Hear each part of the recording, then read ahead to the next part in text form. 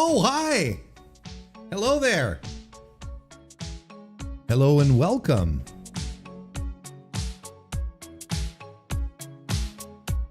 Yeah. Yeah, new song indeed. It was the this was the theme song of my G1 coverage for the G134. That was the song I used. I always liked it. And I feel there's enough distance between what I did then and now to add it in. It's not as if anyone would really notice either. Yeah, I messed with the soundtrack overall. I said it not that long ago. I was like, maybe I should update the backing soundtrack, you know, when we start up the stream and whatnot, new songs, you know. Well, there you go. There you go. We're getting we're getting a bunch of new stuff. Nothing that I'll get in trouble with either. All royalty free, stream safe, whatever it is you call them. I've even had this, you know, everything is fine. Hi, I'm Warren, by the way. Trying to get my glasses clean. I think I might have to use the liquid. I hope you're doing well. It's Monday. It's Monday. Hope you had a lovely weekend.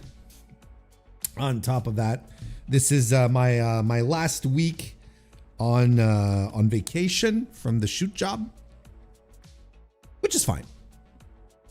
I'm not going to sit around and complain.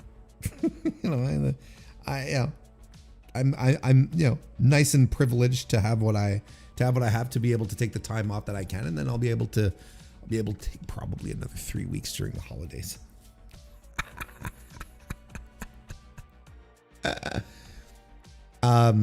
But yeah, you know, I'm you know, looking forward to get back to work. You know, I think at some point you're like, let's just, at least I think when you like what you do, I think, right? Because I like what I do, so at some point I'm like, I'm gonna get back into it. But this was very good. Anyway, one more week to go. I'm not gonna do a post-mortem of my vacation. It's kind of silly, especially when I have a full week left, and especially since this is a live stream about pro wrestling. So why would I be doing that? There, everything is nice and tidy. I cleaned my desk today. That is not the highlight of the day, but I did clean my desk. What was the highlight of the day, Warren? That's private.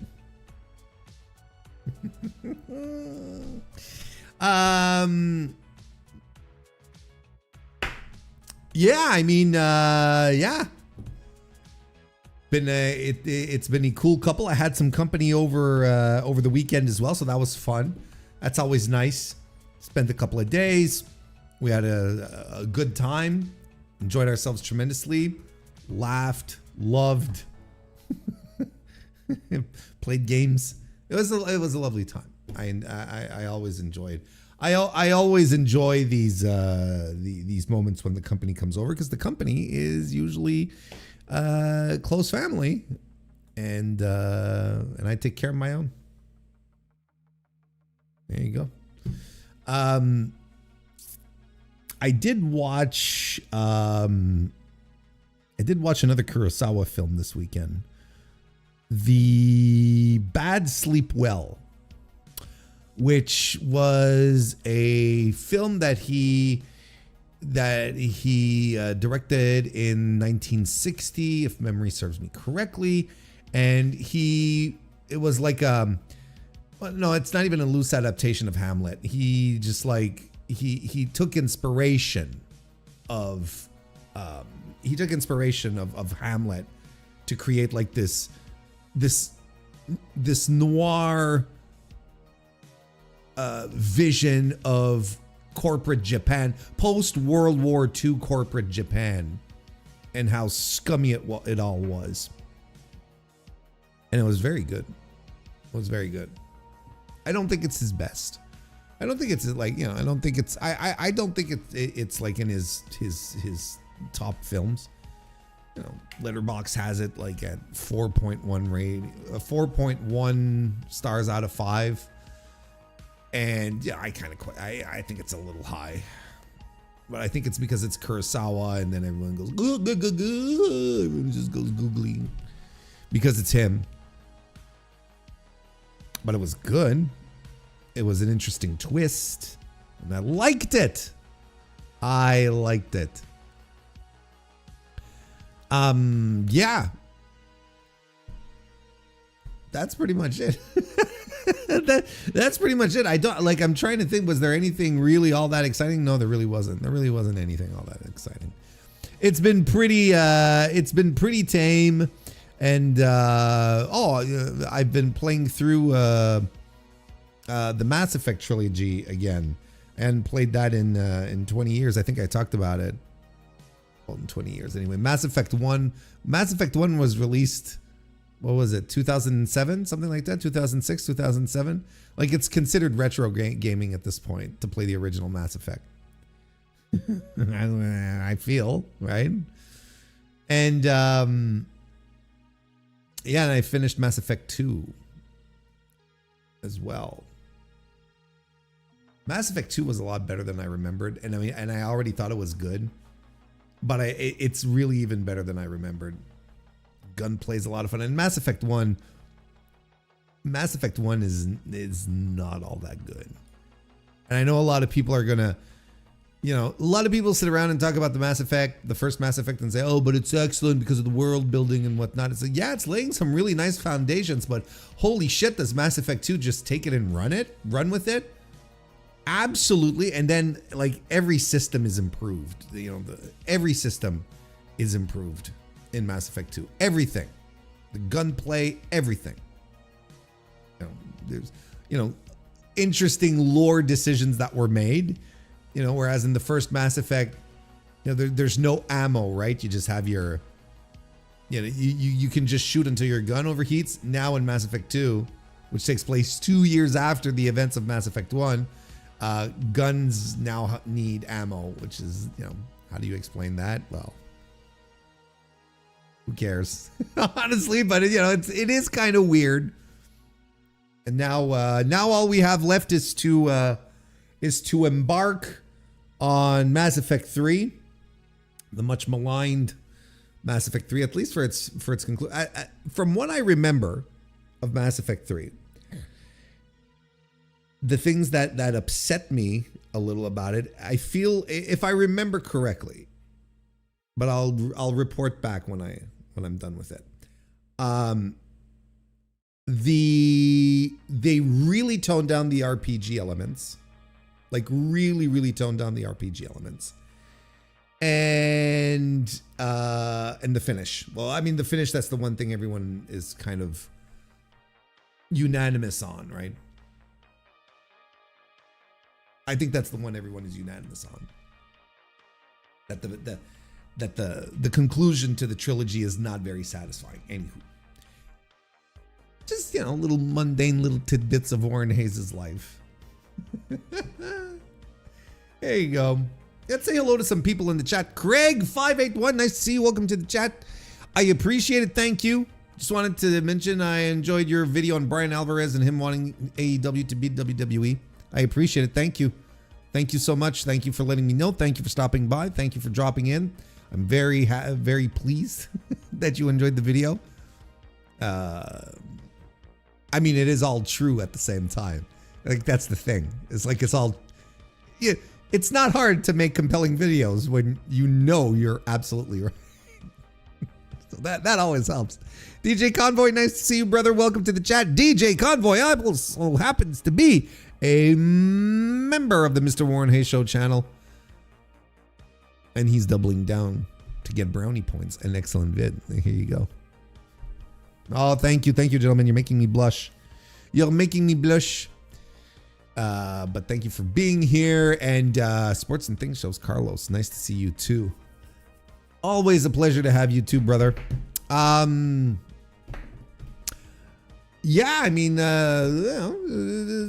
is essentially how it goes. I think we might as well just start talking about stuff. I mean, there's, yeah, I've got some things like okay. Tonight's show, if you are, I'll give this forewarning for tonight's stream. I keep calling it a show, but it's a stream. Stay up to date, Warren. Don't you are not a boomer. You have never been a boomer. Don't sound like one. The show tonight, if you are not into like the culture of pro wrestling, I guess, and things happening online, and you'd be more like, can't we just talk about stuff going around in the business? Well, you won't be well served tonight. because it is, all in all, I find it's been a pretty slow couple of days as far as news coming out of all of this news coming out of the main promotions is it's pretty tame. There's nothing interesting unless what were the headlines that I saw today on the former wife Wendy. He's been posting things very this weekend around. If you want me to talk about that, I'll try to make 15 but no, I'm joking. I'm not talking about this shit, right? I'm not if you want me to talk about how people within AEW are very impressed by Ace Austin, like this shit is not news. And this is the again, anyway. I this is the kind of news that I expect on other websites, not a pro wrestling website that is supposed to be catering to hardcores. This is the kind of stuff that I'm like, this is preposterous. This is really, really terrible. This is terrible stuff. I don't know why we have a lot of that. Anyway, we're not jumping. We're not skipping anything, folks. How you doing, everybody? I'm Jacques Mollier. That's right. Just let me tell you a little bit about myself. I'm a nunchuck master. Woo! I represent NWA Mountain State Wrestling. Booyah!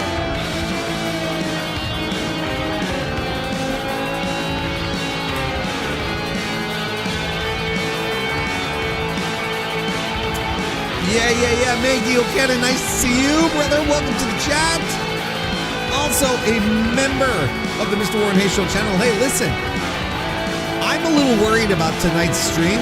YouTube earlier today when I was setting up the streams was acting a little goofy, was acting a little kooky. So, if the streams go down, what the fuck is this? A very tall lady is haunting you, is hunting you. This is a horror game. Hachi,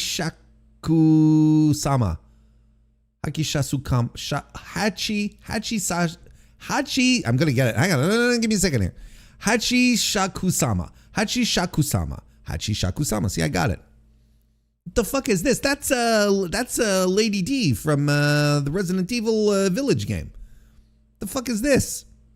Did someone just make a game where it's just like all we want is the tall lady to come step on us? Is that what it is? And indulge me Hey for everyone, a this second is Manly Badass Hero, and welcome to.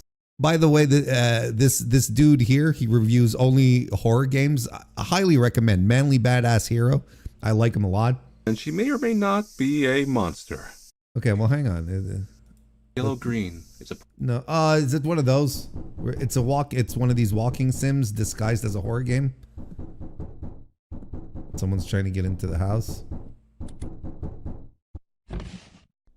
You must be Saku, right? Well, everyone is tall. Okay, this looks like shit. All right, that's fine. That's fine. I'll look at it on my own time and report back to you later. I'll watch this later. This looks terrible. Chris Jacobs, nice to see you. Welcome to the chat as well. Woo, indeed. I wonder if Jacques was moonlighting as part of the Geek Squad when this video was made. No. He was a certified mall ninja. That was his profession. He was hanging out at the sword shop.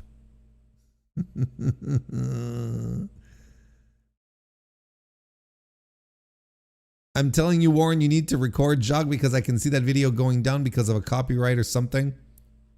Jacques' video? It's been up for years. The Jacques Moliere video has How been you up doing, for everybody? I'm years. Jacques. 6 years. I mean, it's, you know, of course, you're, you know, anyone can jump in to try and copyright strike a thing whenever, right? It doesn't. But I feel like if there was an issue, they would have done something about it by now, right? No. You know what? If ever Jacques was to disappear off the internet, we'll find something else. We'll be okay. We'll be fine. we'll be fine.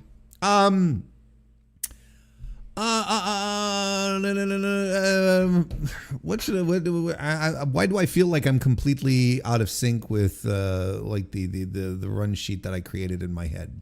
I'm completely out of sync with it. Hey, how you doing? I'm Warren. Yeah, so things are very busy on the channel these days. Nonetheless, you know, we've got the AEW Dynamite review, which is a constant every Thursday. It happens here on the channel, and it's also available on podcast as well. The Mr. Warren Hayes Show is available on podcast format only.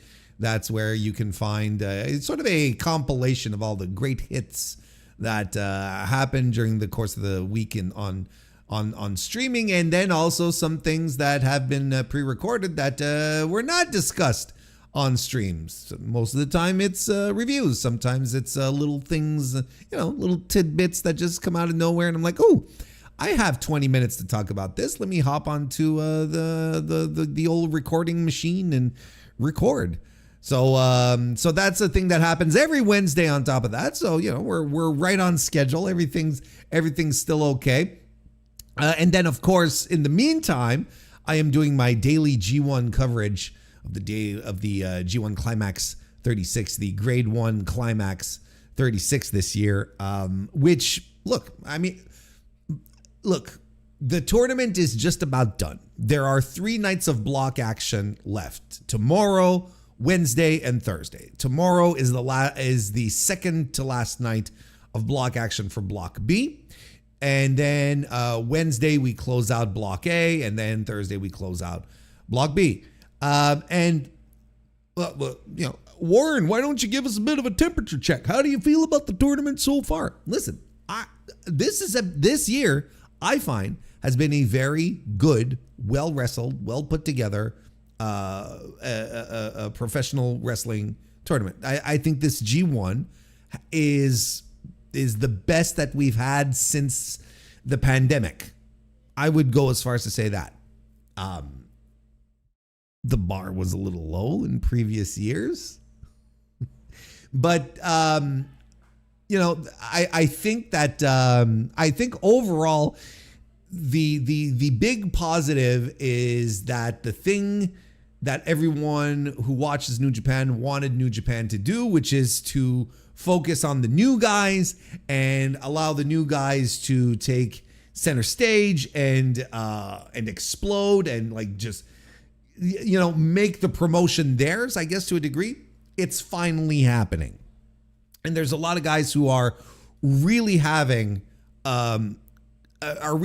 career defining moments, matches. You know, we're going to end the G1 and we can easily point to a couple of guys who you're like, well, okay, like this G1 will have helped define them moving forward.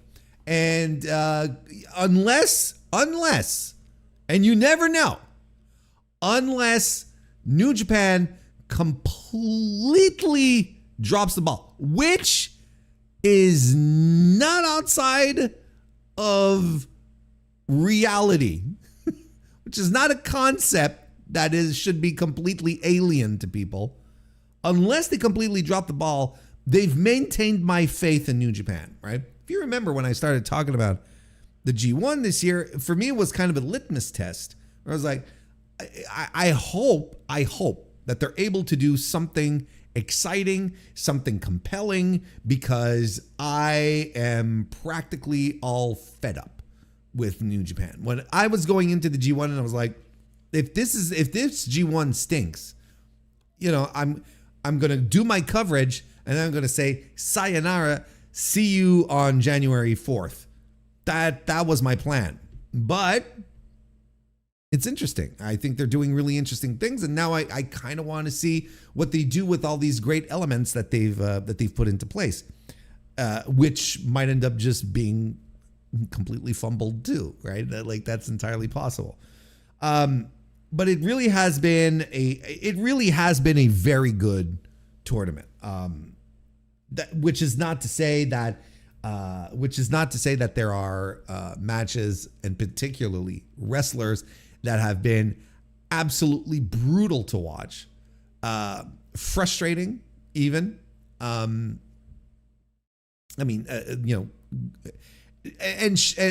shocking to the degree as well of frustrating and just get this guy off my TV screen type of thing. Great O'Khan has been absolutely just completely I want a really good word. What's the word I'm looking for? He's been just awful, okay? He has been legitimately, fundamentally awful. Just terrible.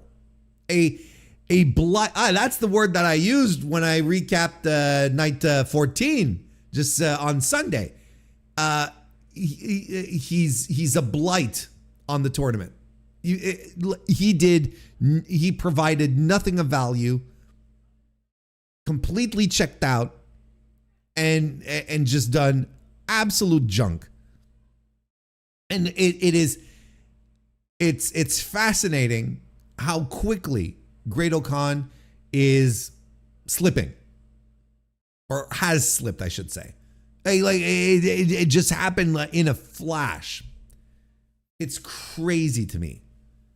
Like if I can sit here with a certain level of aplomb and tell you all that Ren Narita wasn't even the worst wrestler in this tournament. Like, as far as being just a nuisance, a poison, toxic to the tournament, toxic to the grade 1. Great O'Khan was like, just throw him out into the bin. Just, he doesn't want to do this anymore. I don't think. Like, he's given me all the signs that he doesn't want to do it anymore. That he's been fed. He's been done with wrestling way before the G1 this year. And you can tell. Anyway, you can go listen to that so that I don't. You can go listen to that so that I don't relitigate my entire dislike of the Great O'Khan in this tournament. Yeah, I all of my thoughts are all kept together in a lovely little package, which is my daily G1 coverage night 14. You can go check that out, but yeah. And it's night 14 was absolutely abysmal. So, I mean, if the last two nights of the G1 weren't very good, I don't think it's an indictment to everything that happened throughout the tournament either. That's the thing. Is that I don't think that, two nights that slipped suddenly means that this, that we've invalidated this tournament, and so on and so forth. I'm telling you, I really enjoyed the G1 this year. And so listen, so this is how it's happening moving forward. This is essentially why I'm talking about it, because of the programming. So I'll be doing 3 more nights of daily coverage. So tomorrow, Thursday, Wednesday, tomorrow, Tuesday, Wednesday, Thursday. Thursday, a busy day because I got that. I got the Dynamite review. I got the stream. Got to get back to the Thursday streams there, Warren. Yes, ma'am. And that'll wrap up then the daily coverage. This weekend are the semifinals on Saturday, finals on Sunday, and we'll be covering that next Monday live right here on stream here on YouTube. And at the same time, I figured, you know what? I'm going to do a heat check, a temperature check. I'm going to do the temperature check. I'm going to do what's the gimmick? Either temperature check or the stock, right? If their stock is rising, what's the gimmick? Doesn't that have a name? It has a name, I think. It's not stock check, is it? No, it's not that. No, it's not that. It came out of my mouth and said nowhere, and that's absolutely wrong. I'll do either of the gimmicks. Either something with thermometers or another thing with the arrows pointing up and down. Okay. The state of play. Sure. Okay. Let's do that. We'll call it the state of play. Mostly pointing out who are the big winners of the G1 this year, as opposed to, and also the big fucking losers. Because there's a couple. There's a couple of big fucking losers. But there's really a couple of big winners as well. So yeah, cannot wait to do that next week. I'm looking forward to it. But this was a very easy breezy G1. I was reminded this weekend as I was doing my recaps. There was that one year that New Japan decided that there was going to be 4 blocks. And there's like 24 guys in the tournament or something like that. Maybe even more. Does that even make sense? There was like 6 guys per block, something to that effect, or 8. 6, then it would have been 32, right? Mr. Math right here. There was either 24 or 32 guys. Remember that one? Do you remember that one? And it was such a drag to follow, because there were really too many people, too many blocks, and it was just like it was too much to follow. It was just too much too much stuff happening to sink your teeth into, is what I'm trying to say. It wasn't like too much physically to follow. It was just like, well, then when you sit down, you want to do analysis, you want to break things down, and then not everyone wrestled on the same nights. It wasn't always the same blocks on the same night. So you had all sorts of people with matches that were had, and wasn't that there was a setup at some point because of how the nights were set up, that El Phantasmo didn't wrestle for 3 weeks, and then just had all his matches all at once. So how are you supposed to analyze leaderboards and see where the booking's going? All the fun things out of that you get when you follow a tournament like the G1, where they're just gone, just. I was like, it ain't so bad when you consider what we used to have. But I will never ever blame New Japan for trying something new. They tried it. It was heavy-handed and rejected by fans everywhere, and they said, okay, we won't do it again. It's just as simple as that. You got to give this one to ISIL. Hey, Pluggo, how are you doing, Pluggo of the Between Two Beards podcast, brother? Nice to see you. Welcome, man. It is very nice to see you. It's been too long since I've been on your show. We need to rectify that. Wish you guys weren't on Thursdays. It'd be much easier. You should change. I'm not changing my night. You guys should change, though. You guys should, talk about it with Spence. Let him know. We can't keep up with Warren Hayes on Thursdays. That's what you tell him. And they'll be like, fuck that Quebec fuck, is what he's going to say. Because he's from Alberta, so naturally he dislikes me. That's how it works. It's nice to see you, man. Mr. Antox, nice to see you. Welcome to the chat. How bad has Okan become when you're saying Mr. House of Torture himself isn't the worst part of the tournament? And I say this, I'm not even trying to hot take this. I'm not even trying to be controversial. I think most people who watched the G1 this year have the same opinion I do. I don't even think it's that much of a hot take. I don't even think it's controversial. I think it's just extremely clear like that.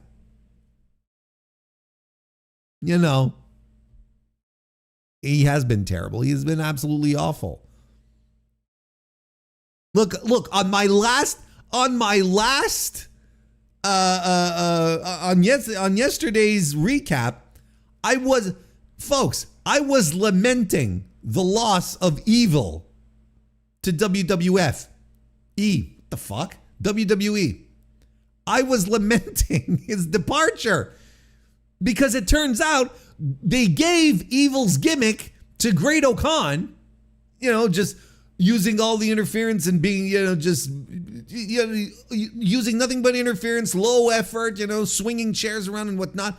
But Great O'Khan, turns out, doesn't have the natural charisma that Evil had, that Mr. Watanabe had, to make it happen. What was it? What was his first name? Takagi Watanabe, right? That was it, right? Right. Silver Apocalypse, nice to see you. Welcome to the chat as well. Also, just happens to be a member of the Mr. Warren Hayes Show channel. Glad to see you too. Hope you're doing well as well. I'm sure Spencer would side with you. We blow all his money. There you go. See? I've also taken part in that as well. Getting a taste of those. Spencer love riches. Famous charisma machine Evil. Hey, listen. There, Evil may have decided, or at least, in his presentation, that he was going to be low effort, right? He was going to be a shit heel. But he had charisma. And I don't think that's something you can take away from him. He was compelling. He had a presence, a crowd connection. The guy had charisma. As much as we all fucking hated the antics. Again, you got to hand it to ISIL in this situation. Now, they're trying to do the same thing. Look, they've got, stiff as a board Ren Narita, right? About as interesting as a sack of flour. And, leading the House of Torture. And you can see it immediately there. Like, we're on two completely different planes of existence. And then they give Evil's gimmick, essentially, to Great O'Khan. And Great O'Khan doesn't have the charisma to pull it off. So, there you go. Big Man Dogs, nice to see you. Welcome to the chat, brother. Great O'Khan don't got the rural crowds belly laughing the way Evil did. Shameful. And yet, Great O'Khan, for a while, right, was pandering directly to the rural crowds. Remember that? You remember that bit that culminated into an eating contest against Tongaloa? You remember that? Jesus Christ. Look, we want to pretend that New Japan being bad is a recent thing, but it's not. Okay?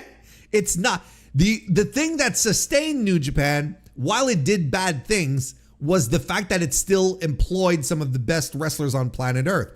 But one of them retired, one of them couldn't do it anymore and decided to go do it somewhere else. And two others were signed to AEW.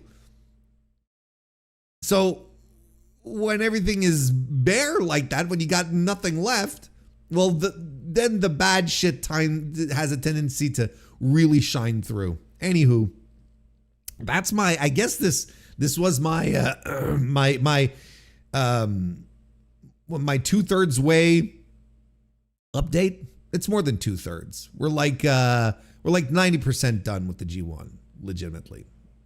There's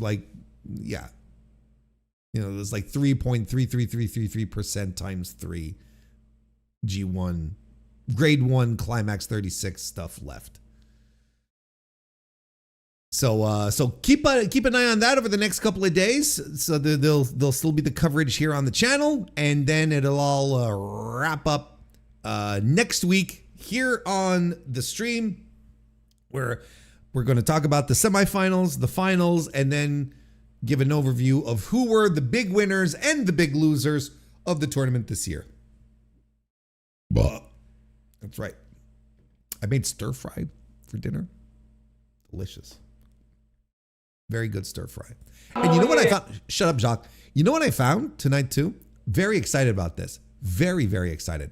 I found I found chili crisp that is made with soybean oil as opposed to peanut oil. And I was very excited about that because most of the time the chili crisp is made with peanut oil, and I am allergic to peanuts, tree nuts, so on and so forth. So I could never indulge. Now found one today, the chili crisp made from soybean oil, and it was awesome. And as you can see, it had no adverse effects on me. They weren't lying that there were no peanuts in it. Otherwise, would have sent out a little message saying, hey, everyone, no stream tonight, as my face inflates 3 times its size alongside all of my airways within me as my lungs compress against my heart. Anyway, let's start talking about pro wrestling. Well, we already have. To be fair, don't be so hard on yourself, Warren. Okay.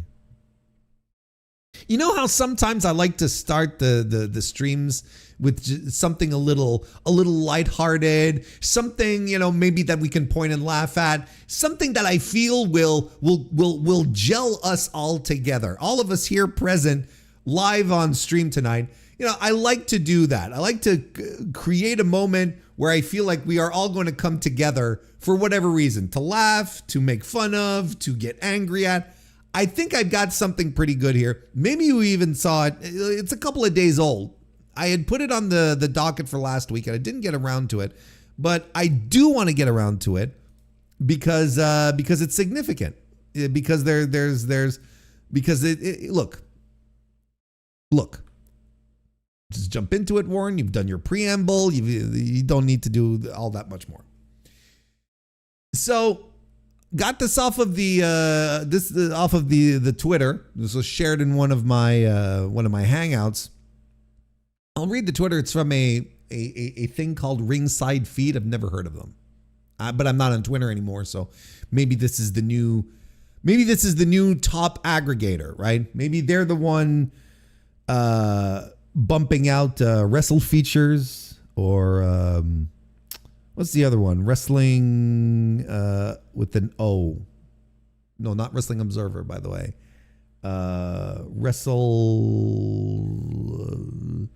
Anyway, one of the aggregators. Doesn't matter which one. Fadeaway Media. Has this guy taken over the spot that Fadeaway Media used to have? I hope so. Because Fadeaway Media kind of stinks. So I'll read so here's the tweet. Conrad Thompson just nuked the tribal chief narrative. He claims Roman Reigns is arguably the most overrated main eventer in WWE history. Conrad went as far as calling him an industry plant, suggesting that if Roman disappeared tomorrow, WWE's fortune would not change at all. He argues fans have simply been conditioned to believe he is a top guy. Eric Bischoff does not disagree. They compare the current state of the bloodline to the bloated, dying days of the New World Order. Bischoff notes that WWE is essentially riding it till it dies, comparing the situation to a fighter that just refuses to retire. Unless they pivot, they are just waiting for this historic legacy to become a footnote.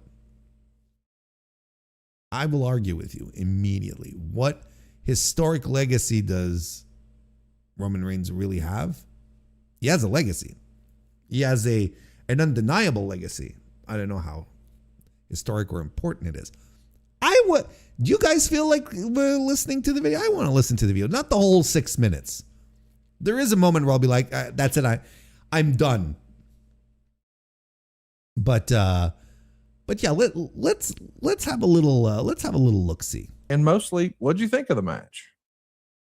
This, of course. Okay, so what did you think of the match? This is, of course, a post SummerSlam night 2. They're doing this I don't know if this is a post show.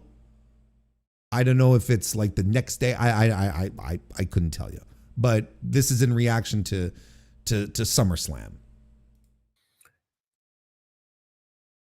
Jeez, Eric, take your time, won't you? It wasn't a bad match. This fucking guy. It was a good match. This fucking guy. It was a great match in some respects.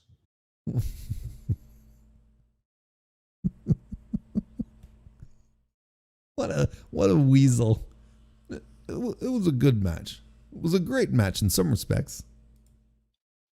But he did. Like, you can tell that he's like he's just flat out lying. You can tell. Where, with the way he's thinking for his work, if he thought this was a great match in some respects, he would have just flown right out the gate and be like, "Oh, Conrad, I enjoyed this so much. This was so good. What a great match." But no, he takes like 17 hours to come up with, a thought in his head, because he doesn't want to come out and just say, "No, man, this stunk," because he knows what's going to happen. He knows what's going to happen. What's going to happen is that all of his WWE little followers, that turn to him because, he shits on AEW and praises WWE up and down, they're going to give him a hard time on Twitter, and he doesn't want that. But he didn't do much for me. I mean, Let him continue. maybe because I'm just kind of over it. Yeah. It doesn't feel compelling in any way.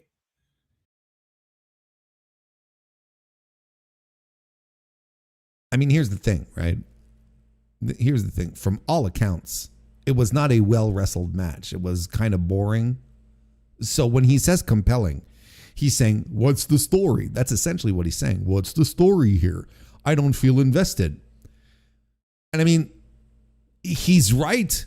If the wrestling stinks, but then again, he doesn't think. He said it was a good match. It didn't interest me. So it didn't have the story to make him interested. So it's not even the match that he's criticizing. You see, you know what I mean? WWE have essentially taught their audience that wrestling is completely secondary, that we don't care about the wrestling. What we care about are the stories. And it's the same thing when these types of pundits show up and they're like, "No, this was a good match, but I don't care." Because, and you're like, okay, so, I mean, I could not be so far removed ideologically when it comes to pro wrestling with Eric Bischoff than I feel right now listening to this video. It doesn't grab my interest for any specific reason. But the wrestling was great in some respects, Eric. That's what you said. But it's not good enough. He needs the story. I don't feel like if I fail to engage in that story that I'll miss anything, because I've kind of seen a lot of it, variations of it. That he's not wrong, though. There have been multiple variations of the bloodline tale, or specifically of Roman and Seth and the Shield stuff. There's been a lot of that. Hey, Travis, nice to see you. Welcome to the chat. Travis, member of the Mr. Warren Hayes Show. So unless there's an element that can come out of this matchup shortly that makes it really more interesting, for whatever reason, that's the challenge. Come up with a reason to make it feel unique and compelling. But unless they come up with that, all they really had to do to make this match unique and compelling is have a good wrestling match. The rest is all superfluous. You know what I mean? Like, technically speaking, when it comes to pro wrestling, the story, or if you prefer, the angle, serves to enhance the match. It should not be the expectation of the match. The angle pushes you to purchase a ticket to go see this wrestling match. notwithstanding what, and then the match happens, notwithstanding of, all of the story that is happening. Sure, you can reference to things and whatnot, which is normal, but, it doesn't become a crutch like Eric is talking about here. I know they're both great wrestlers. I know a lot about them. I just don't know anything new about them. So I really don't care about it. Hopefully they can make me care. Hopefully it's too late now because the match is over. So, Eric, the match is over. I'm going to give you a hot take that's going to annoy you and probably piss you off, but here goes.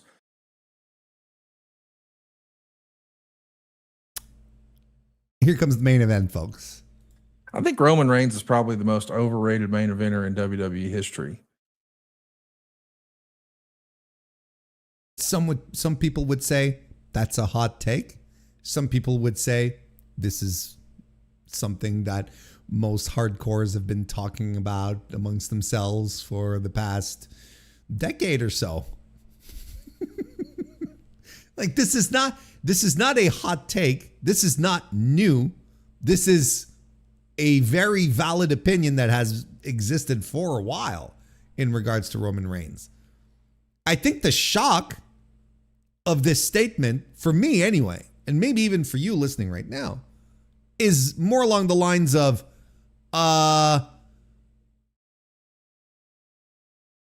Conrad said this.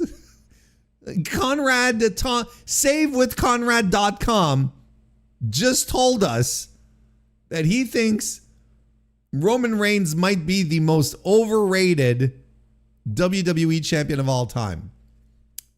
Ooh, that is fucking surprising. Like, I know this isn't a wrestling term, it's a music term, but Roman Reigns is what music would call an industry plant. There's a lot of things that I agree that are upcoming in this statement here that in this manifesto that Conrad is laying out here. But the one thing that I don't understand what he means is the industry plant thing. That I don't understand what he means. Maybe he's heard the term and maybe he misunderstands it. I don't know. But in reality, technically speaking, all pro wrestlers are industry plants, it's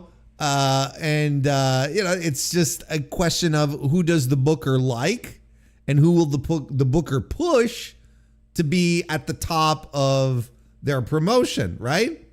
It's just as simple as that. And, that by this logic, Hulk Hogan would have been an industry plant. John Cena would have been an industry plant as well, because these were guys that Steve Austin would have been an industry plant because these were all guys picked by well, maybe less Austin. Austin's not a good example. But Hogan, Cena, Reigns, all handpicked by Vince to be the guy. And come hell or high water, they were going to be the guy. Right? Right. Hey, Kristen Ashley, nice to see you, darling. Welcome to the chat. Nice to see you. Also a member of the channel. I don't think if Roman Reigns disappears tomorrow, WWE's fortune changes at all. I 100% agree. I 100% agree, because if Roman Reigns was this infallible draw that a lot of the younger subset of fans argue incessantly online about, WWE would not have a downturn in their live business right now. We talked about it last week. They would not have these issues in any way, shape, or form. Roman Reigns would not have, while he was still champion in the mid 2000, he would not have been met with the resistance that he did, and he would have provoked a turnaround in business. What we all have to understand is that the bloodline angle and the way that when it peaked, there was really a great there was a tremendous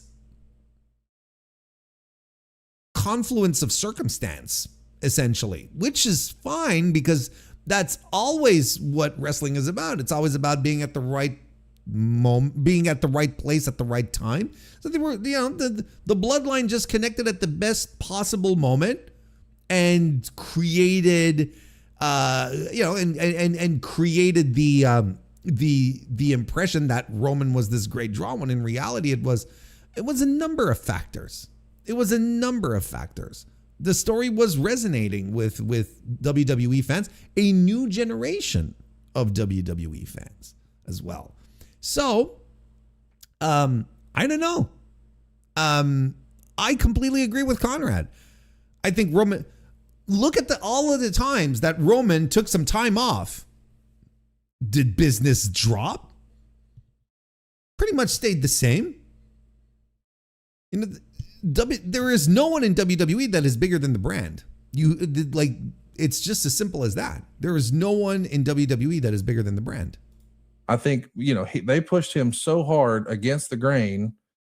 Down our throats is the phrase that Triple H would use about why they're not pushing Braun Breaker. Well, they pushed Roman down our throats forever. We had a good storyline with the bloodline, but now that the bloodline is it feels like it's into its black and silver era of the NWO. It's kind of like, it was a fun moment in time, but it's time to move on. I love the jab at Triple H, talking about Braun Breaker and why he's not being pushed. This, the bullshit reason, of course. But I don't know why these guys who are supposed to be like these deep wrestling fans, Eric Bischoff, who's supposed to have this incredible brain for the business, right? Such a huge wrestling brain, that is chock full of useful information, that has been unable to secure a job in wrestling since the early 2010s, right? I don't understand how they just don't realize that, they just don't see that the bloodline was something special, but Roman was never any great shakes to begin with. That's the thing I think everyone is really failing to realize. Conrad is so close here. Conrad, you're so close, brother. You're so close. So very close. I just don't know that there's any really truly fanatical Roman Reigns fans.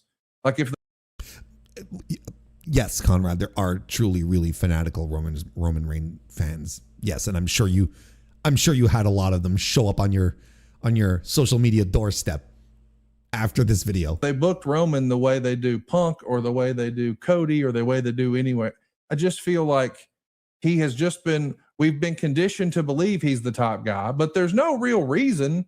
I don't know that anybody could say, here's my favorite Roman match, or here's my favorite. When people talk about, I swear to God, and I am not kidding, when he is talking, when Conrad starts saying, can anyone name, like, this is my favorite Roman Reigns match, this is my favorite Roman Reigns match, like, I feel like I'm having discussions in the Discord, in group chats like 5 years ago. This is exactly what we're talking about.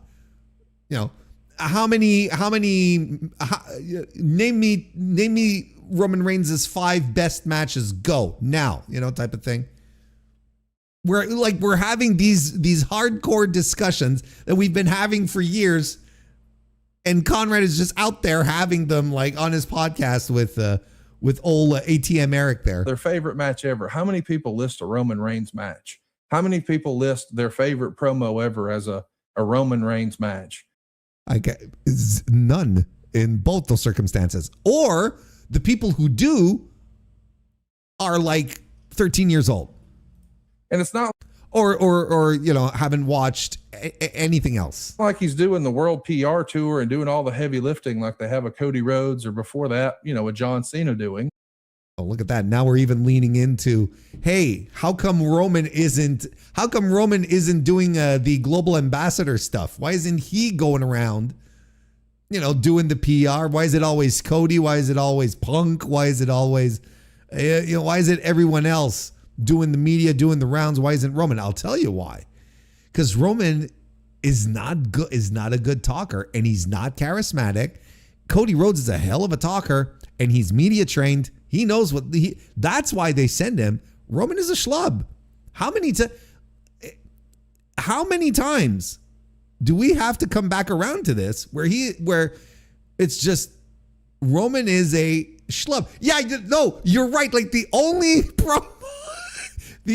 Roman Reigns promo that everyone remembers is the suffering succotash son one where that was just terrible. And I also remember the one where he was in a promo battle with John Cena, and John Cena just fucking obliterated him.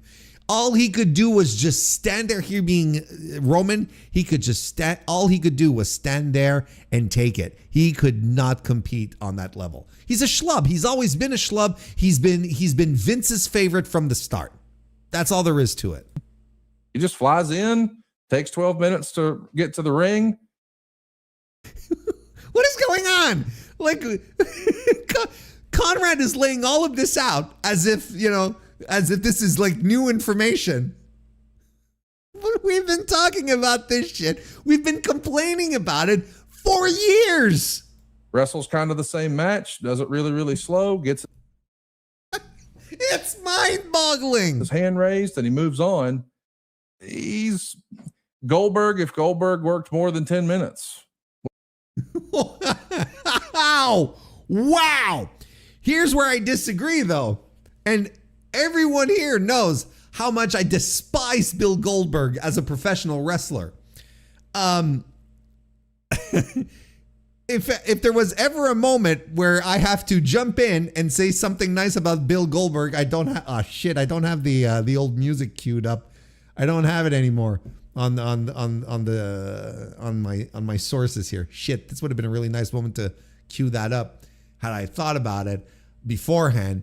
But if there were ever something nice I had to say about Bill Goldberg in comparison to Roman Reigns, Bill Goldberg had energy, presence, and explosiveness. Like, that's why you got into Bill Goldberg, because he was a torpedo. I understand. I've never said that I didn't understand what people didn't like about Bill Goldberg. It's the opposite. I understand the appeal of Bill Goldberg. I never liked him, but I understand the appeal.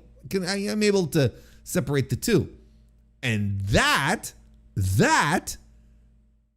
is the main difference between Roman Reigns and Bill Goldberg. You can't really, I don't exactly agree with Conrad here. What say you?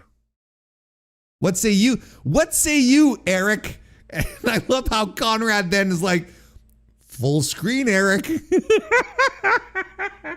It's just, I'm putting you into full screen. You're on the spot now. You're on the spot now. You're on the spot now, Easy. What say you? I agree. This fucking guy. You know what? It takes 5 seconds for you to open up the Google machine and make a little search, and you will find Eric Bischoff a year ago saying on his probably the same podcast right here, saying that Roman Reigns is one of the top 5 greatest wrestlers of all time. And here he is with Conrad going, because he's not quite sure how to go about this, because he doesn't engage with pro wrestling as the chat pointed it out. And he goes, I agree. Oh, he suddenly, last year he was a top 5 GOAT. This year, he's overrated. This fucking guy. Okay. Well, how about that? I know that's not what you're expecting, because apparently people think that I support everything WWE, which is clearly not the case. Let's get into that, shall we? This is the jumping off point. We really don't need to listen to the rest. Eric Bischoff, he throws some words together, and backtracks on a bunch of things that he said previously.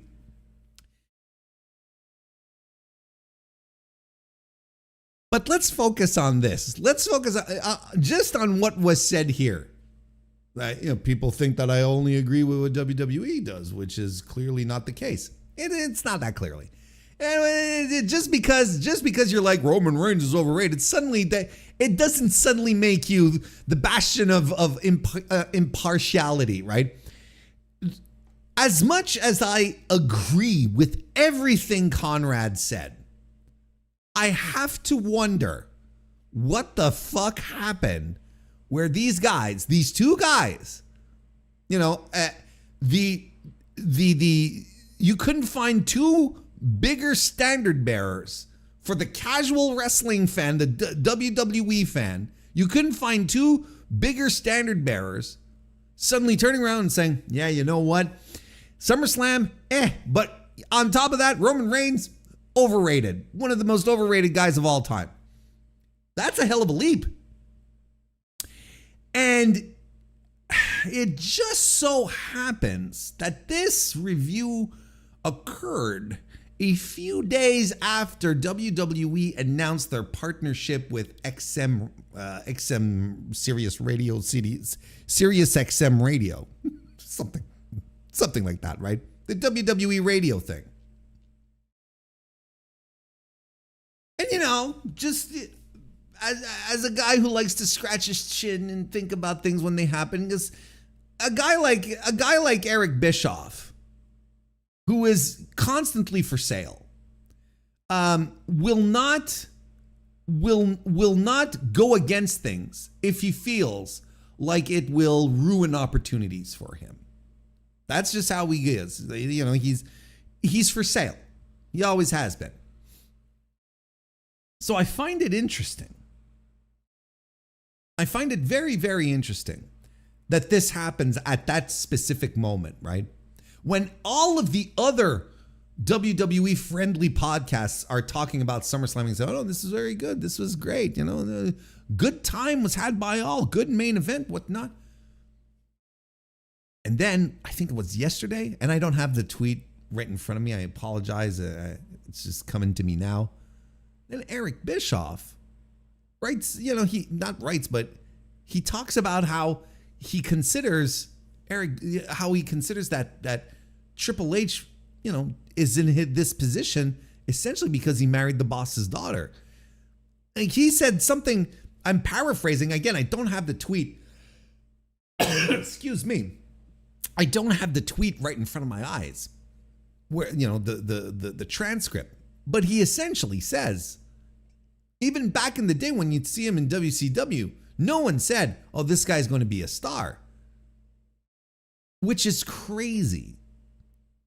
Like, he's essentially saying this guy was just destined to be a mid-carder his entire life. That's all there was to it. But he ended up marrying the boss's daughter. And then things started going his way. So again, while there is a level of truth to what he said there, I'm just still shocked at the fact that Eric Bischoff is on his little podcast burying Paul Levesque. Now I'm wondering what the fuck happened. Now I'm wondering what has occurred for these people to suddenly turn their back on WWE. Now, I want to make something very clear. I am not in any way insinuating that they were on the payroll, that they were secretly getting money, okay? I think that kind of discourse is dumb. And it brings nothing. Like, it's conspiratory bullshit. Maybe they do get favors or whatnot, but I'm definitely not saying, or nor do I believe that, Conrad Thompson and Eric Bischoff were secretly being paid off by WWE. That's just preposterous shit, right? And that I can't adhere to. Now, Did they want to be nice and friendly because WWE had opened opportunities to them in the past and they didn't want to close any doors? Remember, like Conrad used to have, something to wrestle with, his podcast with Bruce Pritchard, that used to be on the WWE network a few years ago. Eric has reappeared on WWE programming in recent years as well, so it's all stuff like that. Yeah, I'm just saying, like, maybe there's sour grapes over the WWE radio thing. And not necessarily, again, not because I'm saying, oh, are you saying, Warren, that they were promised something? No, I'm not saying they were promised anything. I'm just saying that maybe they feel slighted. Maybe they feel like they were overlooked. There could be a lot of things. Maybe, or it could be even simpler than that. And this is probably the real reason. They probably just realized that when they talk shit about WWE, it starts bringing views. Maybe it's bringing in WWE fans to come and stick up for WWE. Maybe it's bringing AEW fans or, fans from other types of pro wrestling where they're like, interesting. Maybe they're getting some new viewership off of this. Conrad is very numbers oriented. He looks at the numbers. He sees what's working, and he's going to continue down that path. Otherwise, why do you think he let Eric Bischoff all these years on his podcast just fabricate outright lies in regards to AEW and promulgate a sentiment that was very, very detrimental a couple of years ago to the evolution of AEW? Why do you think he let that happen with impunity, without ever putting his foot down and saying, no, we can't have this. We can't have this here on this show? Well, because the numbers were coming in, because people were subscribing, people were listening, people were buying shit. It's like, okay, I'm not cutting this cash cow off, because look, God bless JR and his Grillin' podcast, right? But I'm pretty sure the JR podcast is not paying the bills. Does Bruce Pritchard even still do his? I don't even know. It ain't the Arn podcast either, I'll tell you what. Eric Bischoff is the star of SaveWithConrad.com verse. I mean, that's just the facts. So, maybe they're just like both. Okay, Conrad said his truth, spoke his truth on the main event of WrestleMania. Eric Bischoff responded. A lot of fucking people got upset. So they're listening to the video, they're sharing the clips, so on and so forth. They're listening to the podcast, leaving comments. And then, let's continue doing that. Let's continue sharing some negative thoughts about WWE. Like, that is where the wind is blowing right now. Like, really, online, it is truly hardcore WWE fans who do not accept that the product is not good right now. And even some very hardcore guys do realize it. That's where the wind is blowing right now.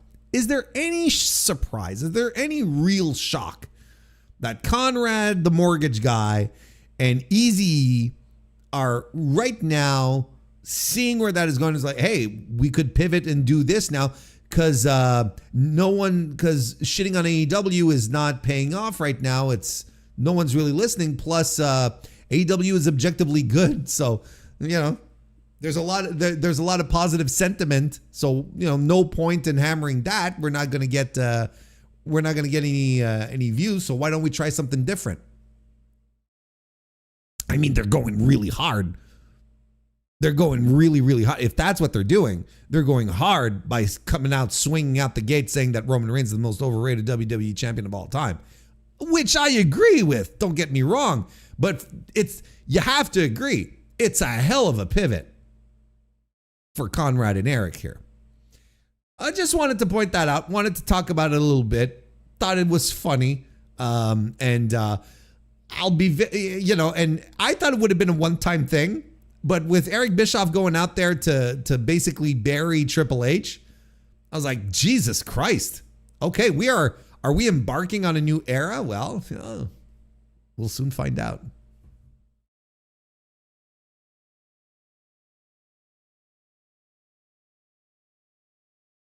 Between this and TNA not being the true number 2 promotion, Bischoff has had a bad year.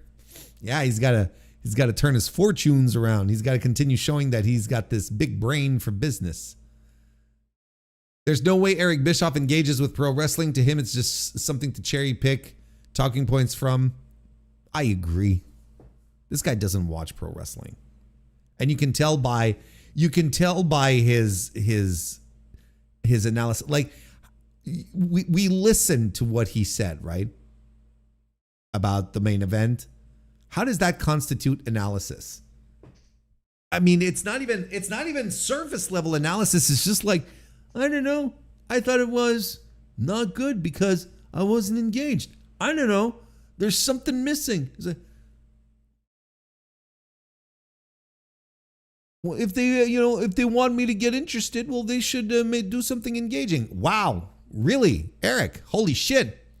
And this is what's frustrating. Then people turn around and say, "Oh, this guy has such a great brain for the business." And like, well, he's saying nothing. He adds nothing. There's no analysis happening here.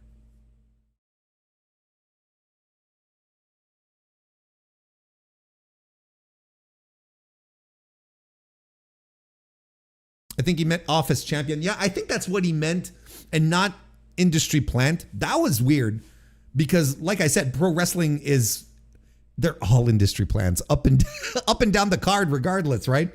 Because they're all cherry picked. They're all, it's all the boss who says, hey, this person and that person and that person and this person, book them, put them on my show. That, it's just as simple as that. I know Cornette won't. Cornette, I don't think he will. I think he's too deep in the gimmick that he can't do an about face on it. I legitimately think Jim Cornette. Here's the thing: is that if Jim Cornette ever decided to do like that kind of flip that like these guys just did, he would and will lose an audience. He will lose people listening because there are people who listen to Jim Cornette specifically to hear him shit on the Young Bucks and Kenny Omega and Tony Khan and everything related to AEW. So if he starts going, AEW ain't so bad. Kenny Omega, one of the greatest of all time. He will lose people, and he will not gain new followers from the AEW crowd because the AEW crowd hate his guts. And they all think he's, because of multiple statements and whatnot, they have a very bad opinion of Jim Cornette that goes beyond his dislike of AEW. His alleged homophobia is one of them, right? And racism and so on and so forth. Like all things that, the general liberal woke crowd that follows AEW, and I say this all positively and lovingly. I'm not trying to disparage anyone, but these are all things that crowd doesn't like. So Jim Cornette is not getting any new viewers after AEW fans already fucking hate the guy. Just so yeah. Eric Bischoff is basically cold reading his wrestling analysis.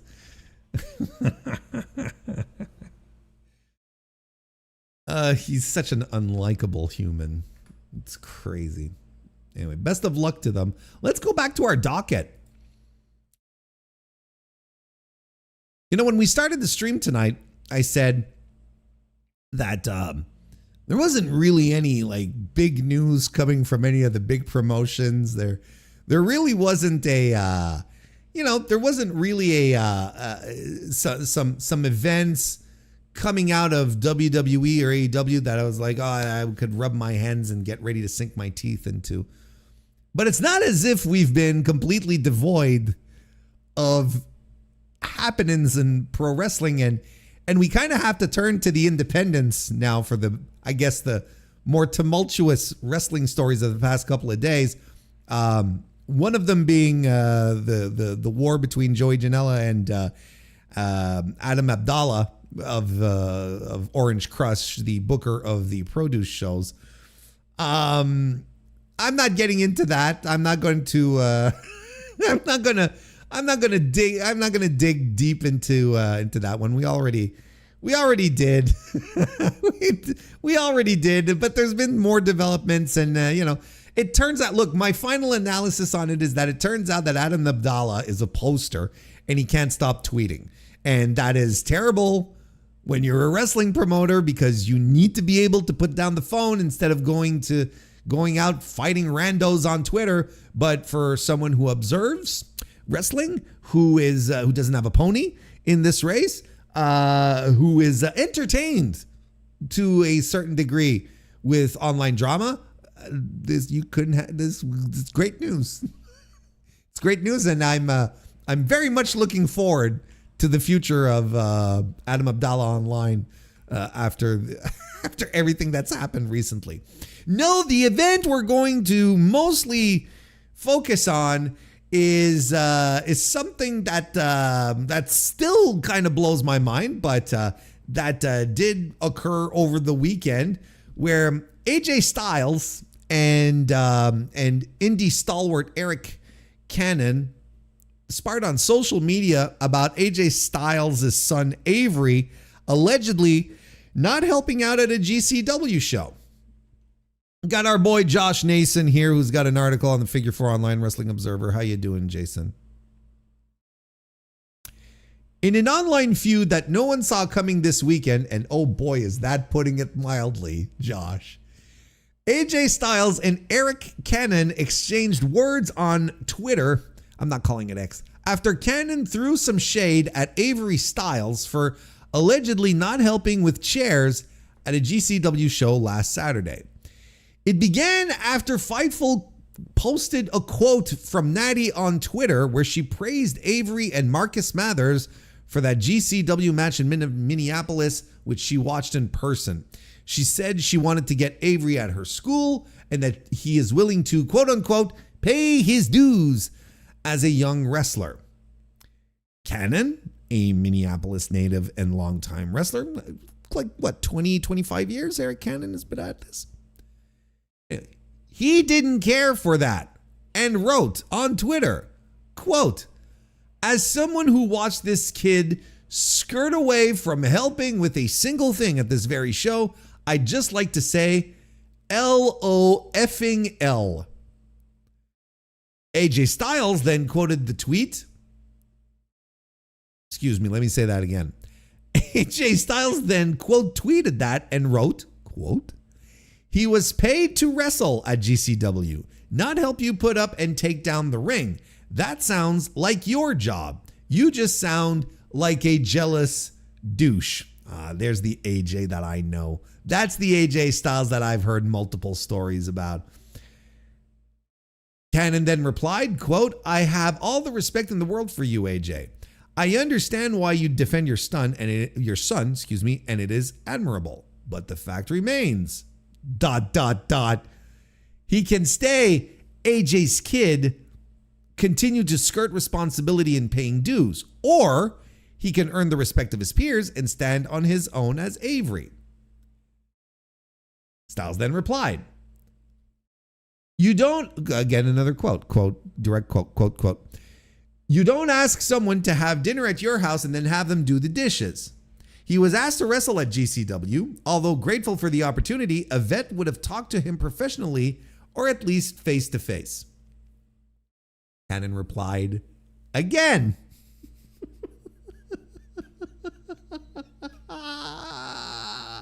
Writing, quote, a 20-plus year vet, talking about himself, and promoter asked him to help with the chairs twice. Instead of helping, he hid in the locker room until everything was done. My 2 cents isn't going to affect his future, but with all due respect, you stating he doesn't need help is only doing him a disservice. As of this writing, Styles hasn't responded, but very well might on his next podcast episode. He probably won't. AJ Styles' the AJ Styles that we saw here doesn't show up on video, on audio. Like, Styles' podcast is extremely soft. It's as soft as ass. It's a soft as cotton podcast, honestly. He's not going to go out there and stir some shit. Not on. All he wants to do is sit around and play Arc Raiders, right? That's all he wants to do. Does he play Arc Raiders? I would assume. Like, I feel like that's a game that AJ would be into, that he'd be playing online. Be playing some Arc Raiders, right? He and Cannon have wrestled twice, both happening in 2004. Styles is 2-0.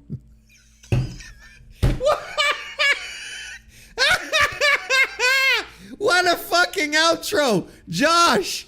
We're finishing with the record.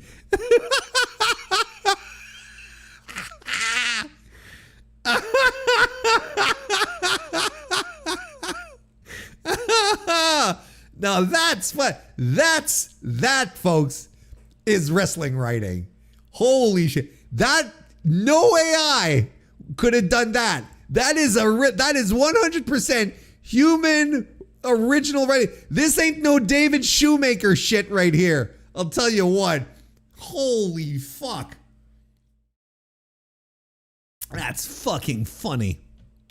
As you can tell, I didn't make it that far in the article.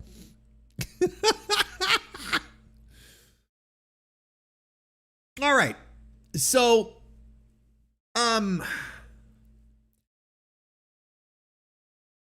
look, okay, so this AJ Styles hasn't responded.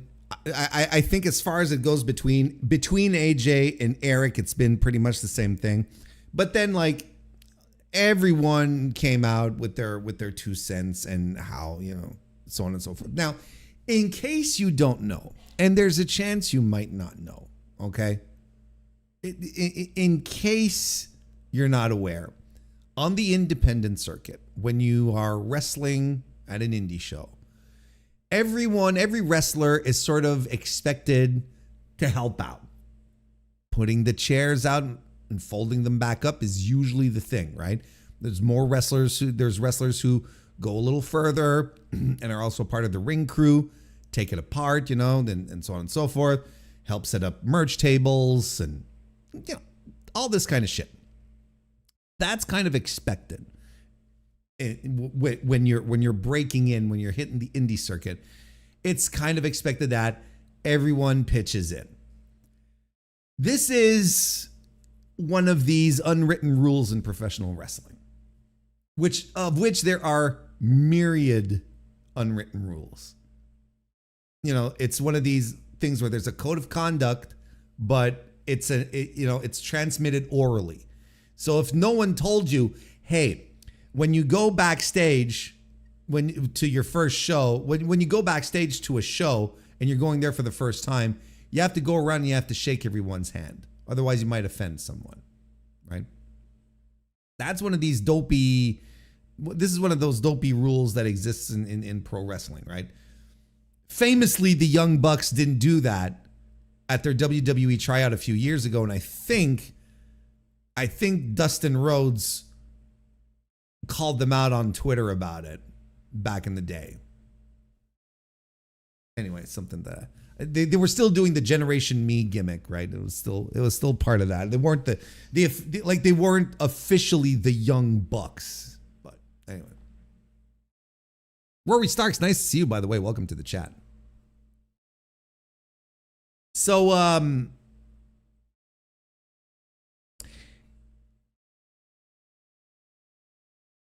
just trying to piece everything together here to make sure that sometimes I want to blurt everything out at once, but the analog human mouth isn't exactly conducive to that. So what they tried to do with Avery here is publicly shame him for this, right? And my stance is very clear. I tweeted about it. I posted about it on Blue Sky. Got accused of supporting nepotism for this take, and Chad, I want you to tell me if I'm supporting nepotism as I'm saying this. I think that none of this should have been dealt with in public. I don't know how clear I could be.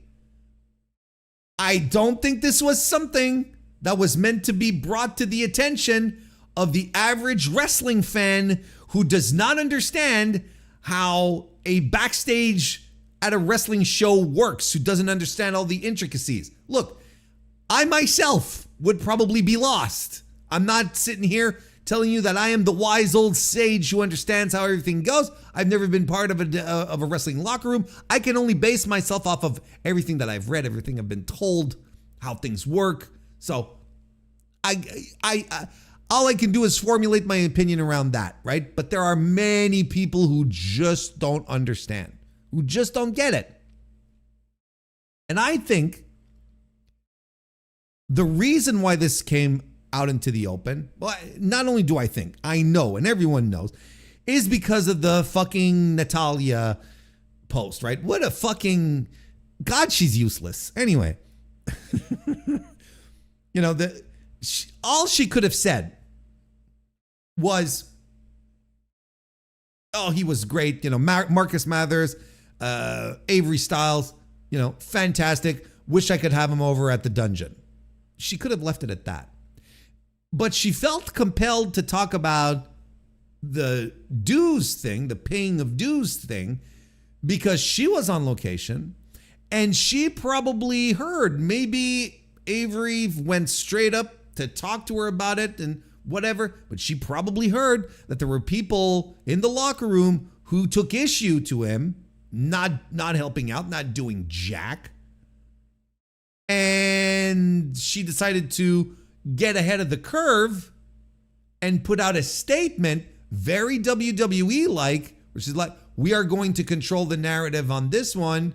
We're not going to let we're not going to let the we're not going to let these indie scummers besmirch the name of Avery Styles. So there's a degree of me that understands that Eric Cannon felt compelled to bite back because the WWE machine, embodied by Natalia, put out a lie. And he was like, no, essentially what he's doing is correcting the record. So there is a degree to this that I understand. If you are running a promotion, a company, a restaurant, a pet shop, a Pilates studio, and someone starts putting out there into the public light false statements about your establishment of work, well, you're going to want to set the record straight. And look, it had to have been a generalized feeling backstage, right? If Cannon felt, because here's the other thing. Eric Cannon, generally, overall, cool dude, nice guy, doesn't get agitated as much as other people in the business do. There must have really been something here if he reacted that way. And I will 100% give that credit. Everything I have ever heard about Eric Cannon is positive and that he's a solid guy, right? If he's out there saying, look, I went and spoke to this kid twice and he kept his thumb up his ass. Well, I have a tendency to believe him. I really do. I nonetheless think that this could have been handled another way. Another way that didn't bury a 19-year-old kid who is starting off in the business. This is my main issue. I think it could have been handled a lot more gracefully than Cannon coming out and just, being very snooty about it, very snarky about it. You know, I really do think that he could have hopped on and said something maybe a little vague, or maybe just say, well, we think Avery has a long way to go as far as paying his dues go, type of thing, right? We were there with them and so on and so forth, and you just leave it at that. But it became very nitty gritty. It became very, very detailed.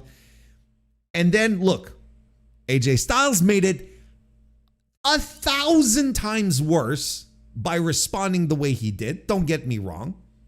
But all of this serves, ultimately what this does is that it puts this 19-year-old kid on blast on Twitter for, Christ, the entire weekend. And look, it's Monday and we're still talking about this.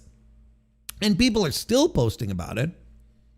And even some of the worst people coming out to defend him, like Pillman Jr. and Moose.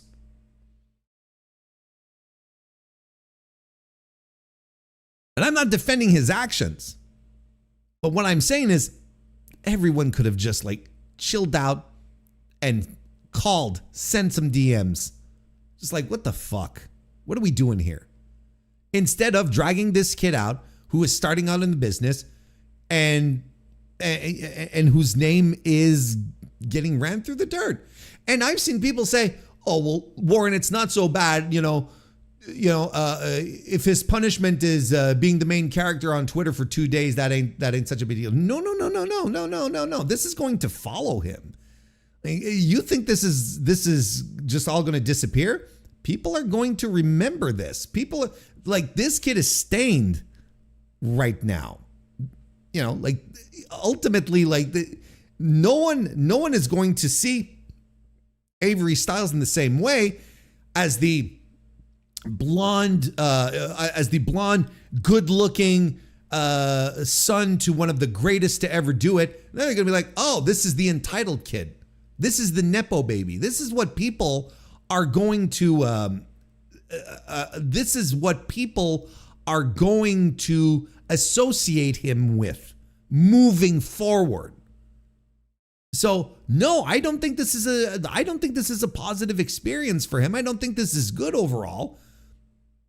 And all because all of this was handled out in the open instead of people pulling up DMs or calling individuals and saying, hey, AJ calls Eric Cannon and just unloads on him. Said, you fucking piece of shit. If I get invited to someone's house for dinner, I'm not expected to do the dishes, motherfucker, type of thing. And they argue, they have their little moment, their little tantrum, and then they go their separate ways. And this stays out of the public's eye. The public who has no way to properly process what's going on because they do not have any understanding of how the inner workings of professional wrestling goes. Because of the take I am having, that I'm expressing to you right now, people have said, oh, so you defend nepotism. Oh, so you're pro nepotism. You see, like clueless fucking nonsense. So, no, I don't necessarily feel bad because I don't feel bad for Avery Styles. All I'm saying is that this could have been handled in another way. It should have been, because Avery Styles ain't even old enough to drink. And we're holding him to this impeccable standard of understanding of all the dopey, unwritten rules of professional wrestling, that he should come in and understand how everything works, because his dad, who has not run in an indie show for the better part of easily 30 years at this point, maybe 20, 25, if I'm being generous. He's been in the big league since. He didn't sit down with him and say, son. Now, when you get there, you got to shake everyone's hand. And then you got to turn around you got to stand on your heels and honk your nose like a clown when the promoter comes by so that he knows that you're there for the first. None of this nonsense. He didn't do that. AJ Styles didn't do that. People were saying, well, you think, I'm pretty sure AJ would have told him. I say no. I say AJ Styles has been in the big leagues for so long that he doesn't give a shit. And maybe his kid is entitled. Maybe he didn't smarten him up to everything that's going on, because It just completely escaped his mind because AJ Styles has been wrestling at a high level for so many years that he doesn't have to concern himself with the ring and the chairs and merch tables and all this shit. Like, he doesn't have to concern himself with that anymore because he's fucking AJ Styles. You see, are you picking up what I'm laying down? Avery Styles, au contraire, it absolutely justifies the fact that Avery Styles snubbed going to help out the ring crew that he sort of, that he poo-pooed picking up some chairs. It actually confirms it. But you know what? He's 19 years old and he will fuck up. He fucked up. This was a mistake and he's 19 years old. And the grandstanding online of people everywhere. Oh, I was 17 years old and I knew better. I rose my children to do this and this. Well, aren't you so fucking special?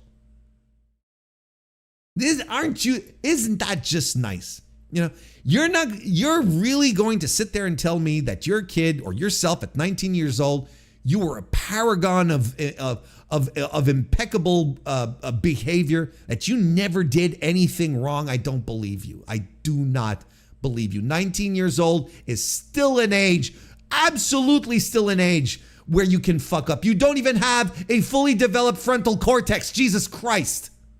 And somehow we're expecting this kid to have like such an impeccable understanding of how everything works on the indie circuit in professional wrestling that we will put him on blast. You see what I'm getting? You see where I think this loses a little bit of its luster, where I think that maybe we've lost the path a little bit here. He's a kid. He's still essentially, he just broke out of his teenage years.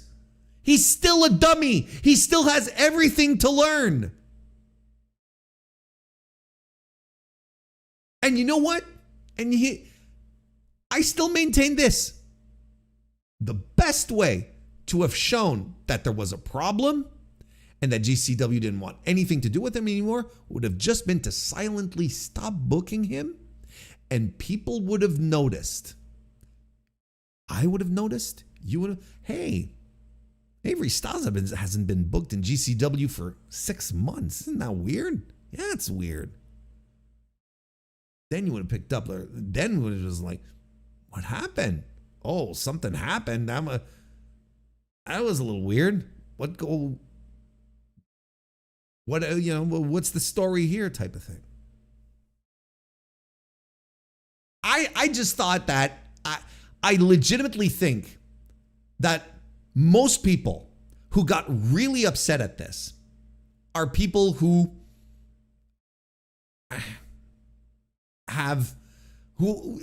already resented Avery Styles. I think it's people who already these are people who already have camped their opinions in regards to Avery.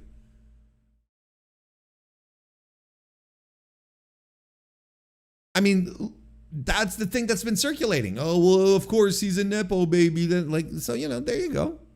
There you go. I mean, it stinks if this was indeed his behavior, and I have a tendency to believe it. I have a strong tendency to believe it. But I think dragging a dopey 19-year-old kid out onto Twitter, calling him out, leaving a nice little stain on his reputation moving forward, I think it fucking stinks. I think it fucking stinks. If this was a 25-year-old, 7-year veteran of the business, yeah, drag that motherfucker's ass across the coals. So you know what I think? You know what I think Avery Styles should do?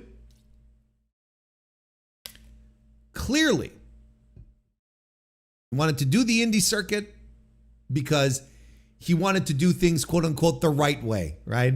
Again, these unwritten rules of pro wrestling, right? But he wanted to do things the right way to show that, you know, he wants to earn what he wants to earn he wants to earn his place and whatnot. Yeah, you get it, right?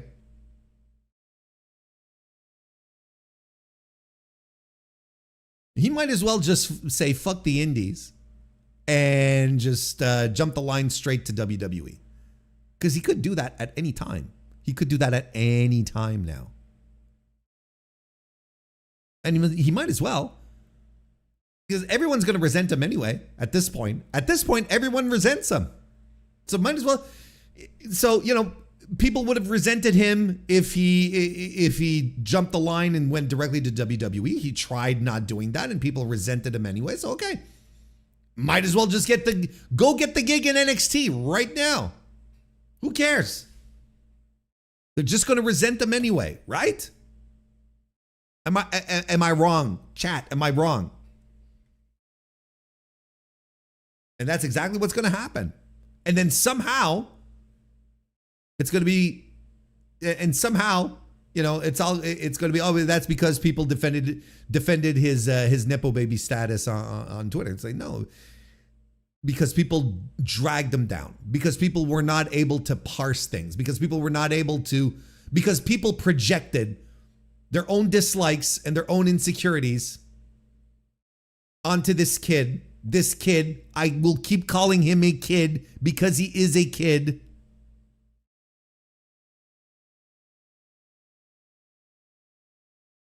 They don't care about GCW. They don't care about who picked up the chairs and whatnot. Let me tell you, I have heard many, many, many stories of people who don't pick up chairs and don't help with the crew or whatnot, and they still get booked on indie gigs. I don't know what to tell you.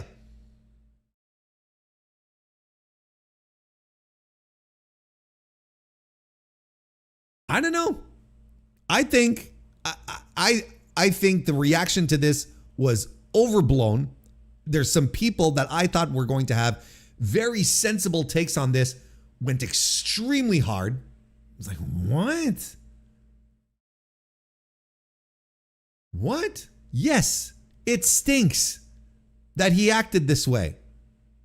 But it stinks more that this 19-year-old kid who is at the perfect age for making dumb mistakes and will continue to make dumb mistakes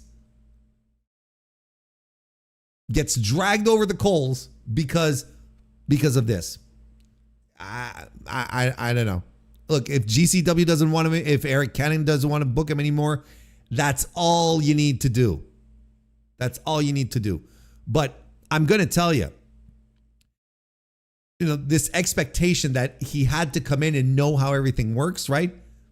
This is not like this is not like being taught when you're a kid. When someone gives you something and you take it from them, you say thank you. See, that's something that everyone has those expectations, right? That everyone expects that. But this is going in, being told when you're 4 years old, okay, now you're at a wrestling show and you have to go pick up the chairs. And all sorts of people get, oh, I used to be in a theater troupe and we'd do the tear down. Hey, you know what? Yes, you know what? I've been in theater troupes. I've done improv, okay? And that was exactly, I know how this shit works. Everyone at the end of the show picks up all the shit, folds the chairs, stacks them up, puts the whole shit away. And you know what? When people don't do it, then the team notices, the troupe notices, and then when it's time to rehire people for the next season, well, the people who don't break their back, the people who don't help out, they don't get hired back. They get kicked out of the troupe. It's like, hey, listen, at every show, you're sitting around, you're talking to, you know, the girls who came to see you and whatnot, while the rest of us are putting everything away and you're not doing anything. Don't worry. I understand how it works. We didn't take fucking classifieds in the paper to explain why so-and-so didn't make the troop last year. I am not giving any names of my old improv troops. I know how the internet works. Anyway, done on this topic. For now.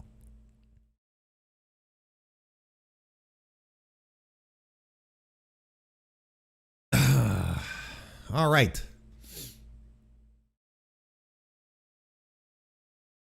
Janelle is going to book this kid in a match about this kid in a match about it. Mark my words. Listen, I agree with you, Convoy. The best thing Avery Styles can do right now is lean into it. That's all. And if he ever talks with Joey and Joey smooths things out so that he can get booked again, Joey's going to tell him, look, kid, you've got all sorts of heat on you and we're going to use this. You're going to be a pretentious little fucking asshole. Like, lean into it. But backstage, you're still going to come pick up some chairs. That's what Joey's going to tell him. Maybe you can do a magical chair match with Great O'Khan. Nah, see, he's 19 years old, man, and he wants to wrestle. Let's not beat the love. Let's not beat the passion of the business out of him just yet.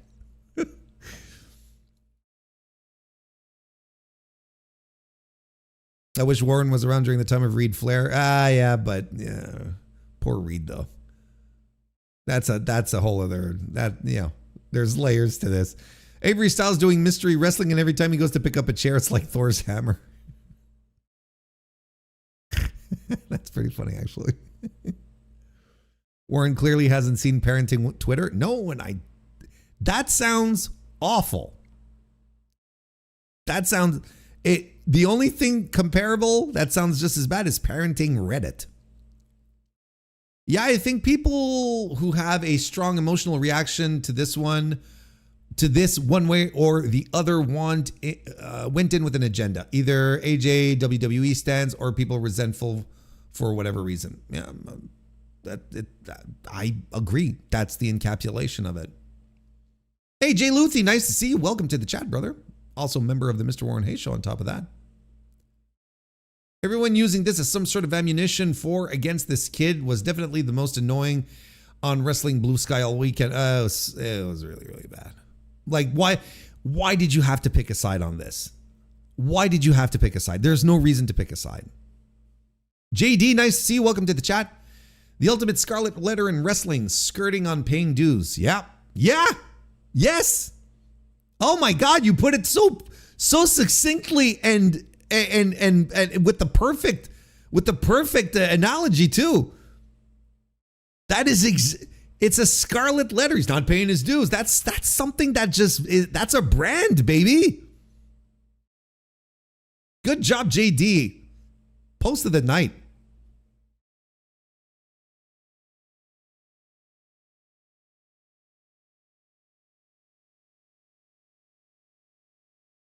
Noah 200. No, I'm not sure what the Noah 200 belt is. Do we have to look this up here?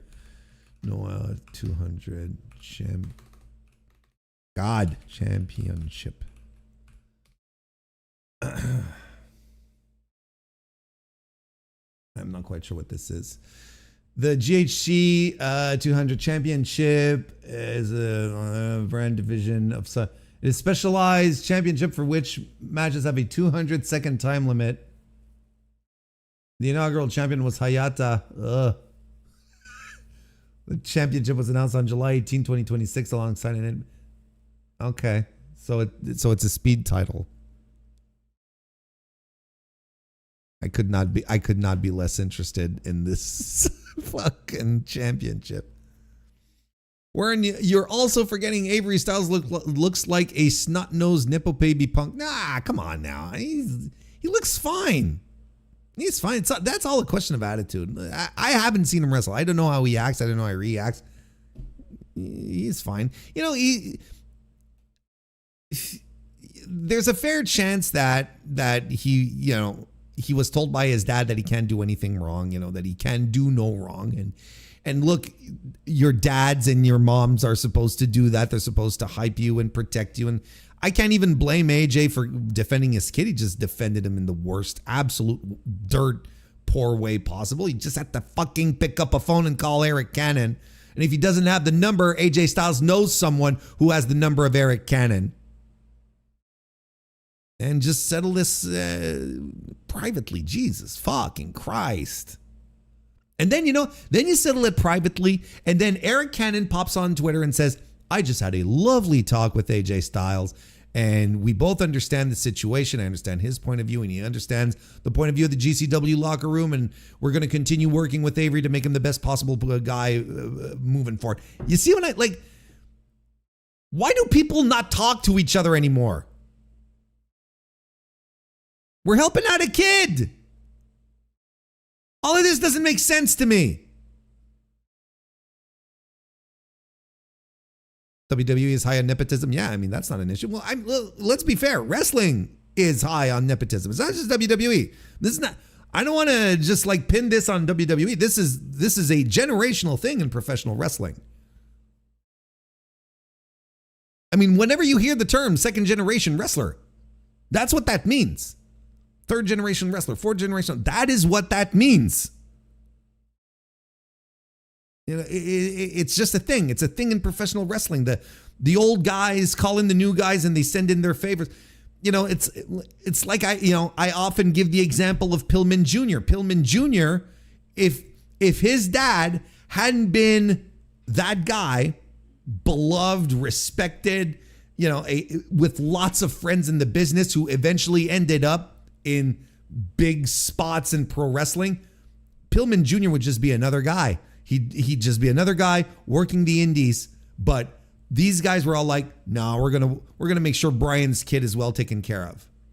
And now it's the viewing audience who has to suffer for that.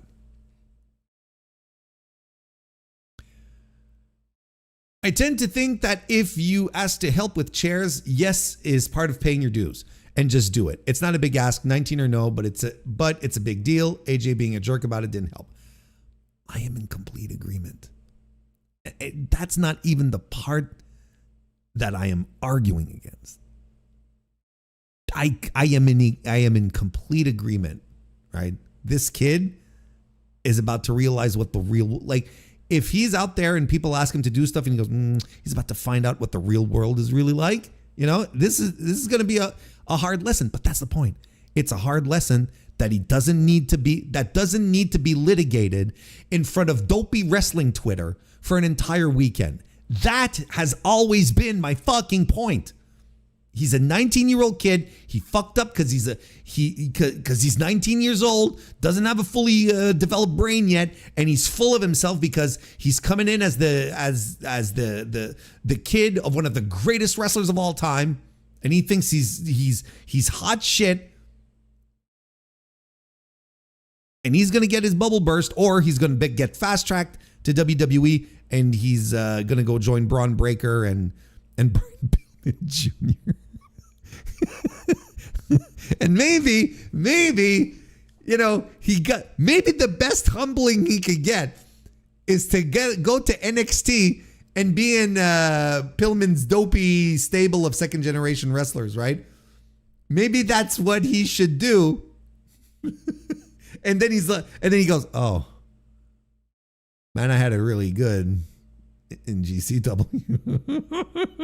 I regret everything. Yes, this was blown out of proportion. It wasn't like when that shitty tag team Generation Me snubbed Booker T of a handshake. Was it Booker T? I thought it was Gold Dust. I thought it was Dustin Rhodes. Was it Booker T? Oh, probably both. They were in the tag team, right? He didn't shake Booker T's hand. Frankly, I wouldn't either, to be honest.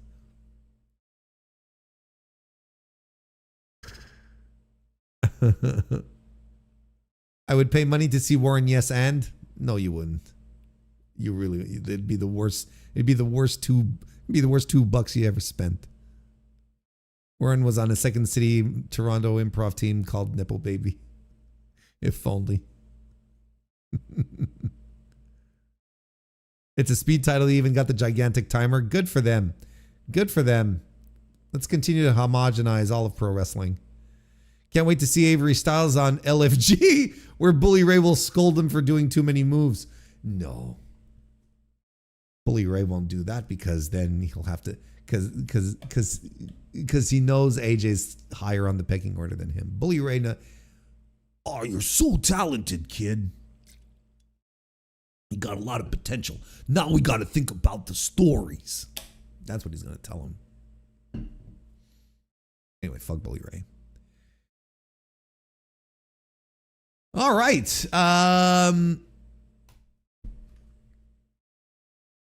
Chelsea Green is injured.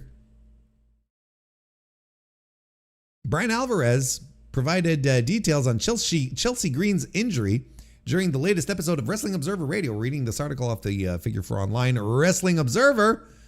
Green suffered a broken orbital bone while teaming with Tiffany Stratton against Lainey Reed and Fallon Henley on Friday's edition of SmackDown.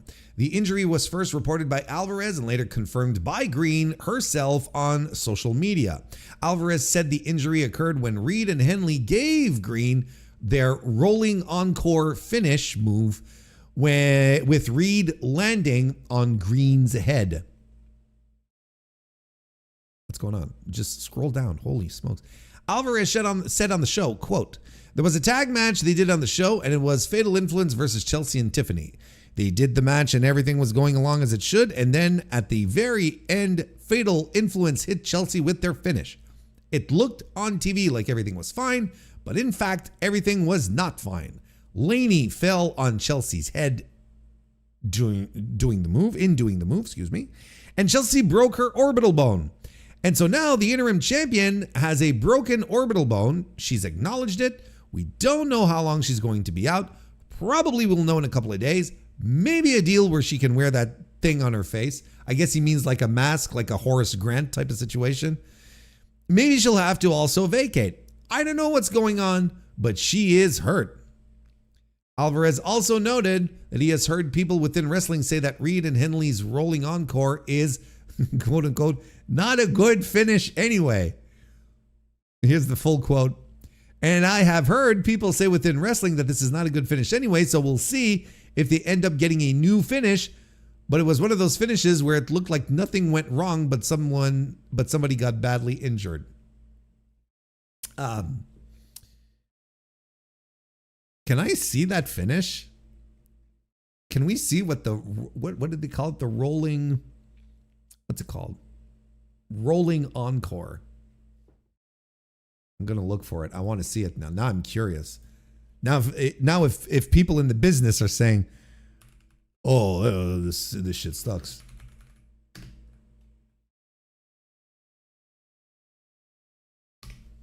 Let me see here.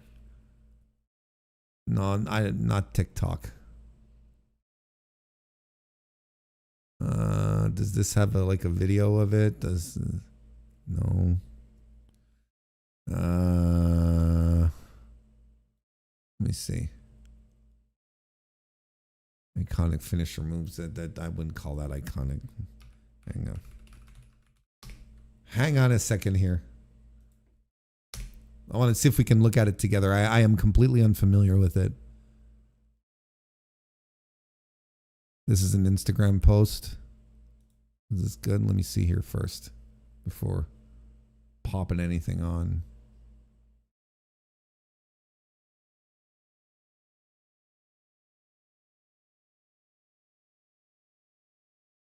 No, wait, this is JC Jane doing a spinning elbow, a discus elbow. That can't be right, because it's supposed to be a double team move.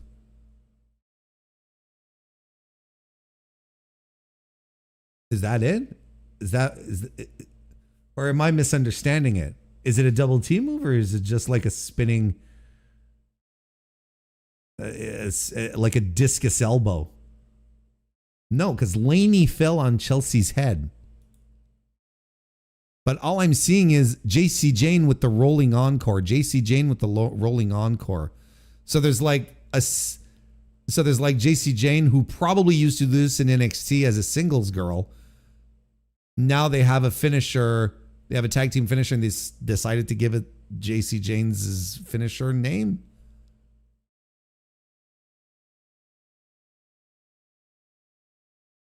I that's all I'm seeing.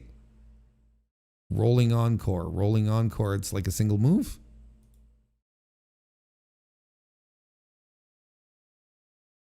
Anyway, look, I can't. Okay, it's fine. If I can't look, I'll be able to live without seeing their finisher. Anyway, that's not what I want to talk about. I want to talk about the finish in and about itself and the criticism it's getting. Yeah, I mean, look, it sucks for Chelsea Green, right? I mean, injuries always stink, and time away and whatnot. And from what I understand, WWE fans really, really like her. But what I wanted to point out is when it comes to the WWE booking committee deciding to come out with an interim title. Oh, you're in a pickle now. You're in a situation now. What are you going to do? You're going to have the interim title holder relinquish the interim title? Or are you going to have her hang on to this interim title and you're going to get a second interim title? What are you going to do, WWE? See how bullshit this interim title stuff has always been for these types of situations right here. Your interim champion, right, gets injured, knocked out, will not be able to compete for a while anyway. And now you're confronted with the possibility that you won't even have your interim champion. You won't have the real champion nor the interim champion. It's so fucking dopey, and it's dopier in pro wrestling. It's never been a good idea. It's so bad. And what's funny is that, WWE fans, they were crying, like, good for Chelsea. She deserves it. Like, deserves what? Deserves what? Are you being serious that she deserves the phony title? You're like, congratulations, if you deserve it. It's not even the real championship.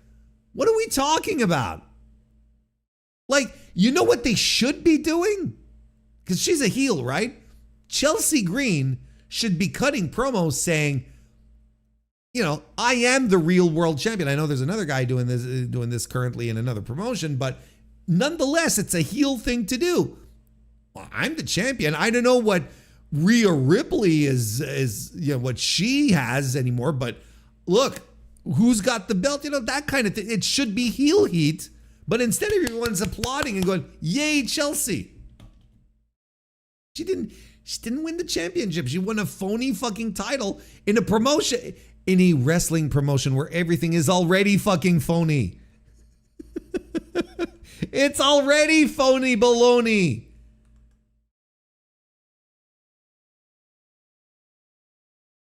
Now, she could hang on to the title for as long as she wants to. I mean, Liv Morgan didn't defend her title for 100 days, and they didn't strip her, right? So this might be all just like useless what I'm talking about right now, because it might just end up like they might just end up giving her, they might just end up leaving her hold on to the interim title for months while she recuperates, right? And no one will care. No one, at some point, someone is going to tweet about it, make a post on Blue Sky. A guy like me, Chelsea Green hasn't defended the title in over 100 days. People are going to go, boo. But then again, who cares? It's the interim title. There is nothing to care about in this situation. And I understand that Chelsea Green is a popular act in World Wrestling Entertainment. I understand that she is popular, that people like her. I get it. But it's a nothing title. Oh, good for her. Good for her what? You don't even have the real kayfabe title. It's like you didn't even win the real kayfabe championship. You won a phony kayfabe championship. Anyway, I hope I do hope she heals up soon. Injuries stink. They always do. But they likely won't do a thing. And honestly, if she can wrestle with a Horace Grant mask, she'll be fine. Or was Cody Rhodes, right? It was handsome Cody Rhodes who had that back in the day too, right? So, she could even do Cody Rhodes gimmicks with it too. The possibilities are endless. It would be really funny if she had the mask on and she came out with a Bulls jersey. That'd be funny. You really shouldn't do physical activity if you have a broken orbital bone. Yeah, but wrestlers are another breed.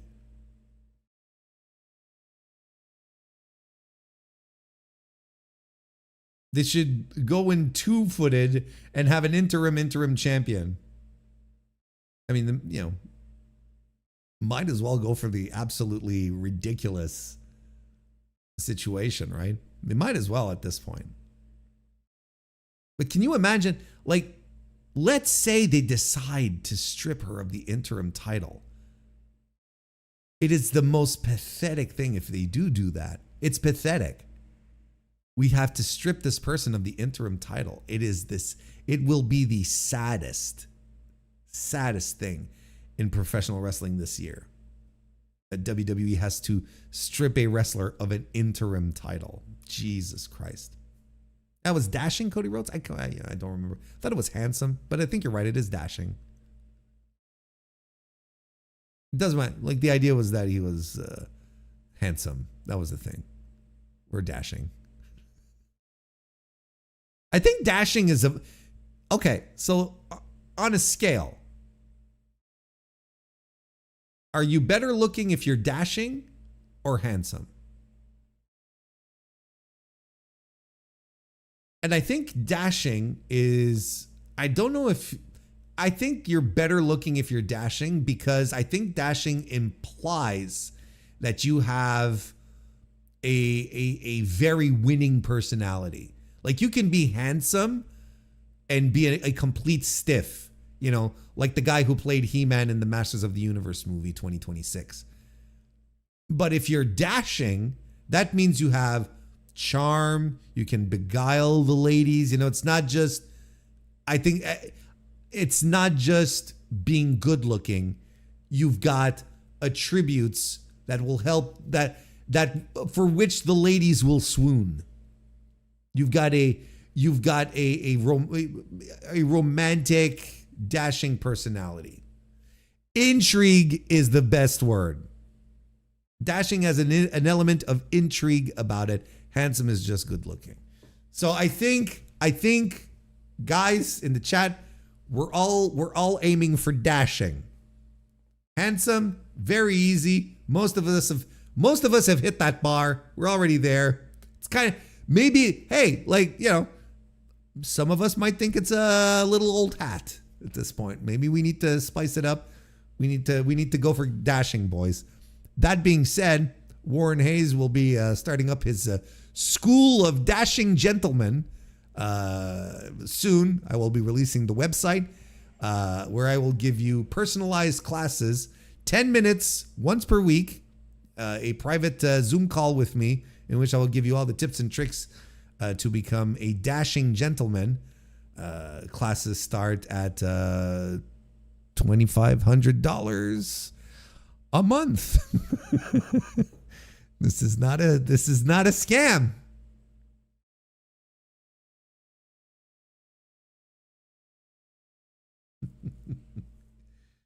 Don't take off the hat, Mr. Warren Hayes. My fiance is here, and she won't stop talking about how much she loves your hair for she won't stop talking about how much she loves your hair for an hour.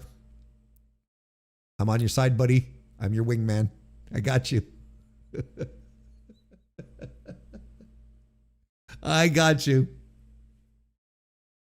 Handsome is like a DDT in 2026, no longer gets a 3 count. There you, that's an analogy I can understand. All right. Oh, we got time for one more thing. right? What's the last thing? Oh, yeah. Two more things. Let's go for these two here. We've got time for these two here. On the topic of injuries, Andrade El Idolo says he will be out of action for quote unquote a few days or weeks. We've got this article here from Jack over at the postwrestling.com. There we go. Andrade El Idolo is taking some time to recover. The AEW national champion announced on Sunday night that he'll be briefly stepping away from the ring, saying he will be gone for as long as just a few days to weeks. Okay. Andrade said he has felt unwell since Wednesday when he worked AEW's Grand Slam card in Mexico City. On that show, he beat Commander and Tommaso Ciampa in a three-way to secure a #1 entrant spot in AEW's All-In Casino Gauntlet match. While he wasn't feeling good, Andrade traveled up to Canada and worked a set of tapings for Scott D'Amore's Maple Leaf Pro over the weekend. Now there's a pro. That's a pro's pro right there. Now that he has that commitment out of the way, though, Andrade says it's time to relax. Here's what he posted on Twitter. Hi, everyone, and especially las señoritas. That means the ladies. I've just landed back. I'm doing Rosetta Stone, folks. Las Rosetta Stone. Don't judge me. I'm just starting. I've just landed back in Miami, where I live, and I went straight to the doctor. I hadn't been feeling well since Wednesday after the Grand Slam, but as a professional, I had 2 shows in Canada with MLP.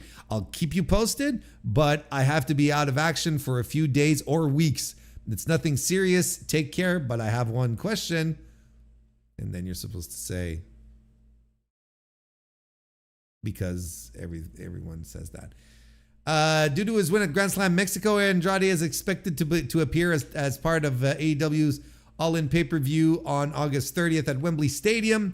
The Mexican star has loads of time to recover and prepare until he competes in the Casino Gauntlet match, where the winner will leave with a world title opportunity. I don't think he has all that much time. Isn't Grand Slam like in 20 days?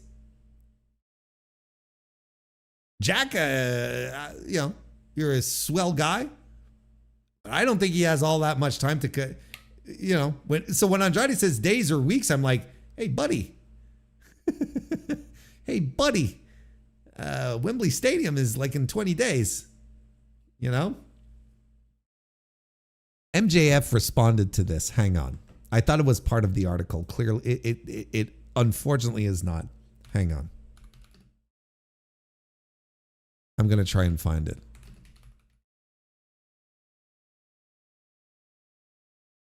I have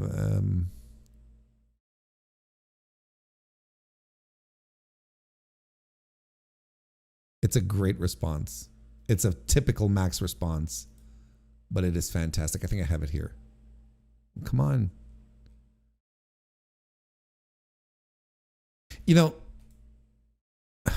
No disrespect to Fightful, but the site is starting, it's starting to give me some legit PW Insider vibes.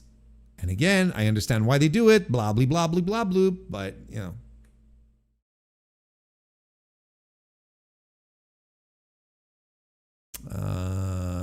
I'll show you the response. It's a great pick. That's mostly what I enjoyed about it.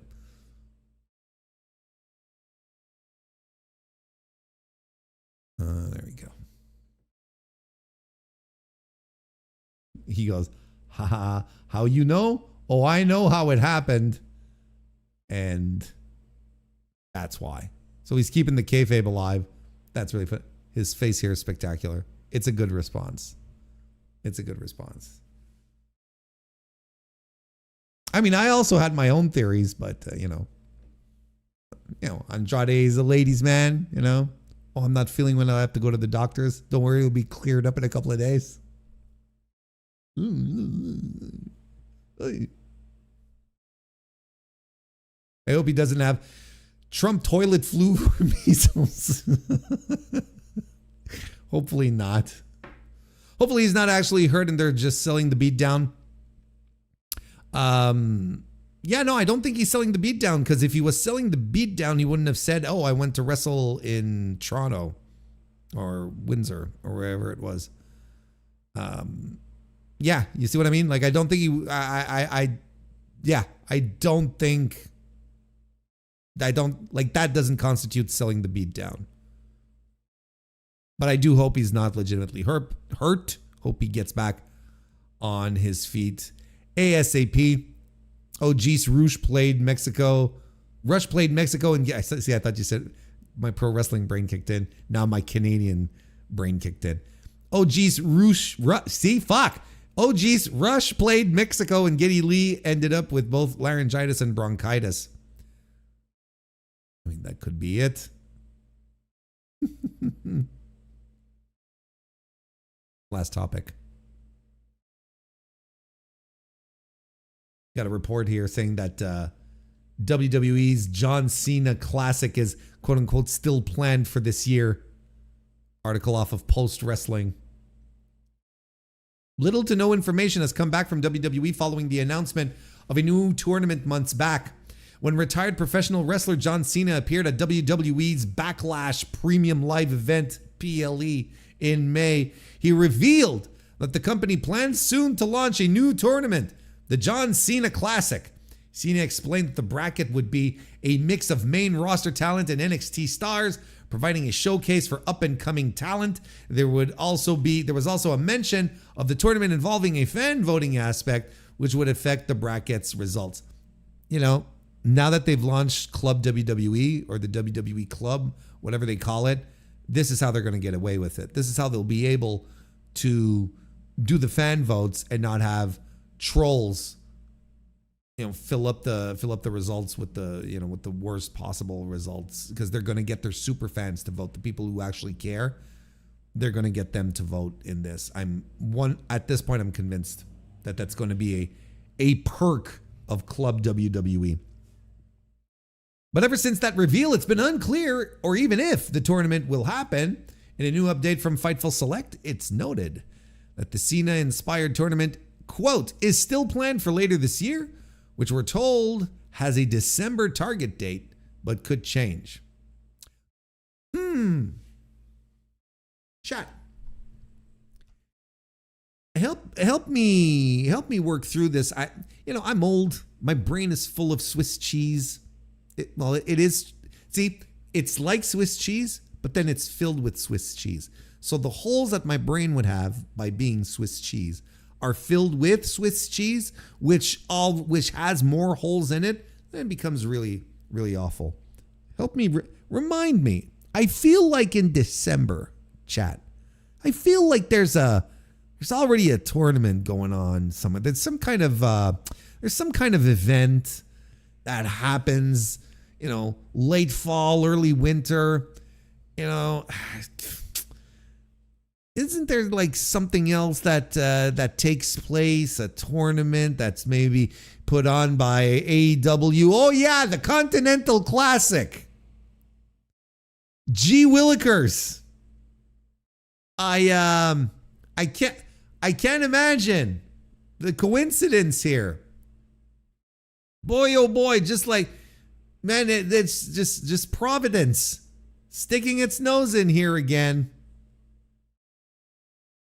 Jeez, you just can't catch it, but you just want to have a nice little event, and you run out of months, right? That's the thing. I feel bad for WWE. Like, they didn't do this on purpose. There's 12 months in the year. Guys, gals, non-binary pals, that's not a lot of time to be able to find spots just for your events. Gosh, the shows that are happening at the same time as All Out and All In Chicago, man, those are just like unfortunate coincidences, because if we had like 13 months, or better yet, 14 months in the year, and then we'd have all this room, we could hold all of our events without crisscrossing. I mean, these are just unfortunate coincidences.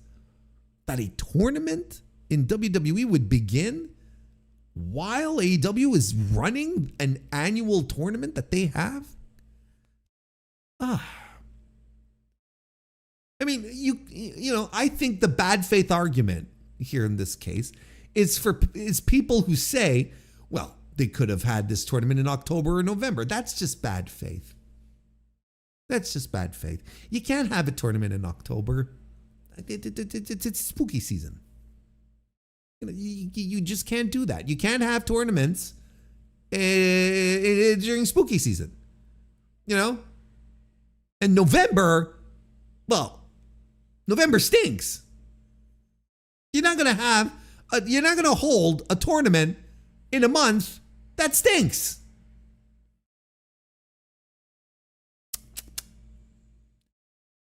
I mean, you know, all I can tell you, there's just so many months in a year, and this stuff's just gonna happen. It's just gonna happen. I feel bad for WWE that they have to do this. It's like, oh, poor guys. They're just like, we just want to do our little tournament. We just want to let the fans decide who's gonna win. You know, because you know, wins and losses don't matter. This is going to be like the epitome of what we do here in WWE. What we do here in WWE. You know, it's good. That's what it's going to be. You know, we're going to have the fans decide. You know, and who cares about the matches? Matches can be sloppy as fuck, and you know, people can be losing their matches, but it doesn't matter. Gosh darn it.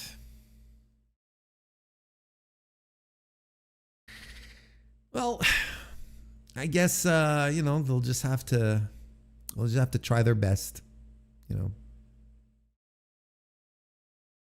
Because you know, ultimately, here's the thing: the problem, chat. I don't know if you realize this, is that the problem is that AEW. There's too much AEW content. It asks too much of us. Too much of our time is required by All Elite Wrestling. Now, if they gave us more of our time, WWE wouldn't be crisscrossing, you know, they wouldn't be planning things at the same time accidentally like they're doing. It's just there's so much AEW content. There's just too much. The pay-per-views are too long. 4 hours of original programming per week. You know, and then the overruns. I say 4 hours. But sometimes I think it's like 9 hours with the overruns. It's ridiculous. Sheesh. You know, it's all AEW's fault. If AEW didn't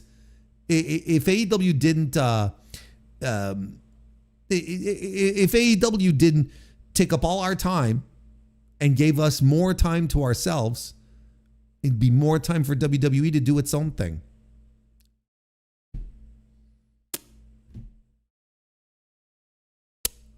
They brought it on themselves. I've got no sympathy.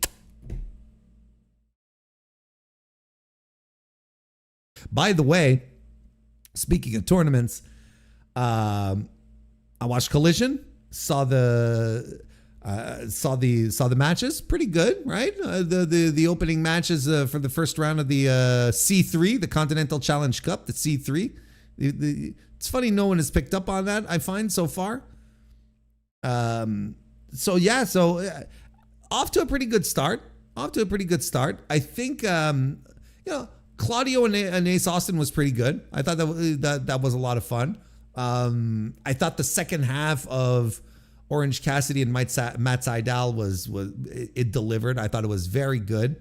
And look, I think the main takeaway is Eddie Kingston looked his best in a singles match since coming back from his injury. He looked very, very good. But you know, you can tell that Eddie has some challenges. Look, here's the thing. We got to be honest about Eddie Kingston.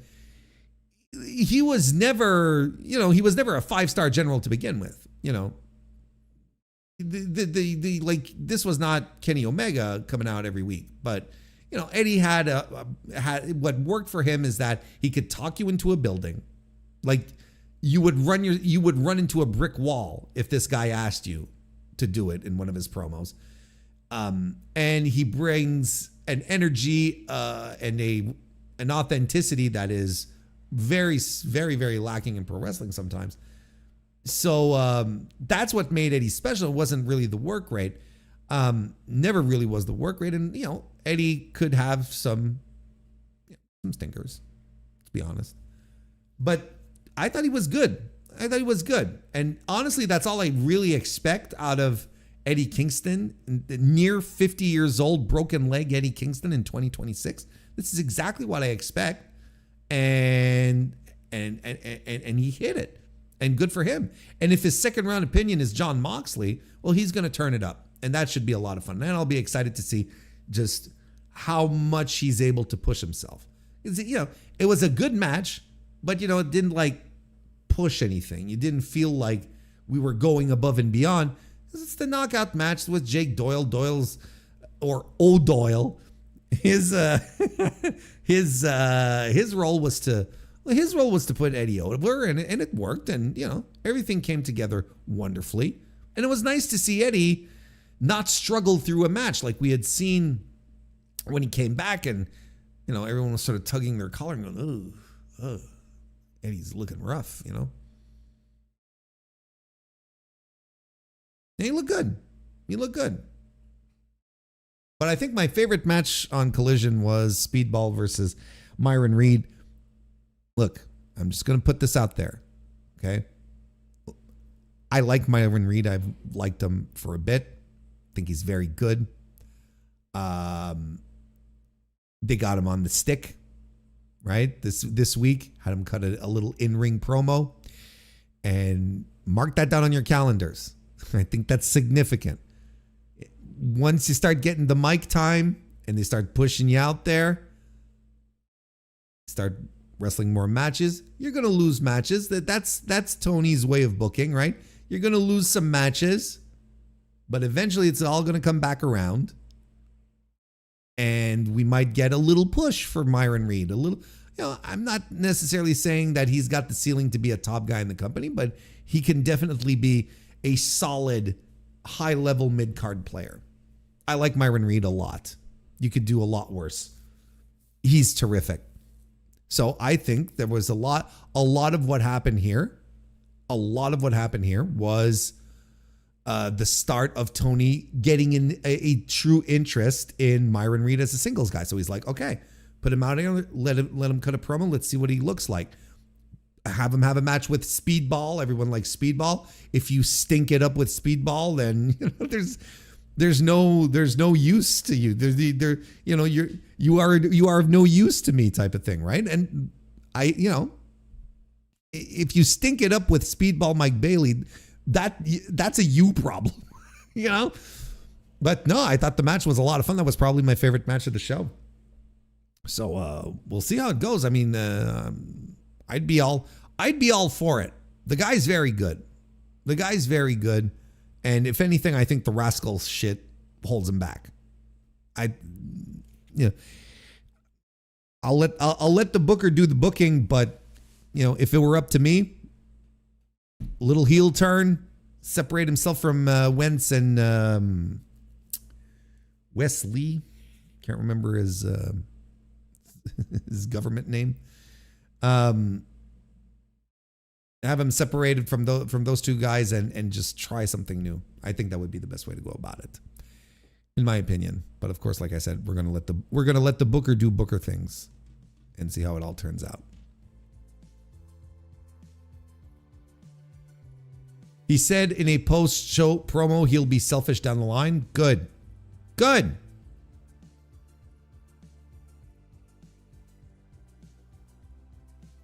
Oh, are we talking about Eddie? I think we're talking about Eddie, right? We're talking about Eddie. Okay.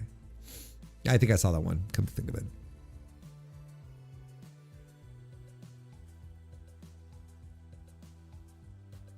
Is it AEW's fault they're turning? I wasn't asperging. I was being sarcastic. We're doing jokes. And yes, there is 4 hours of AEW programming a week. There's 2 hours of Collision, 2 hours of Dynamite. And then there's the overruns that make Brian Alvarez scream at night. Keep him up, literally keeps him up at night. Only thing I'd like more from Eddie is for him to be a bit more selfish and get more extended shine, which would probably suit him better than doing back and forth Puro stuff. I agree.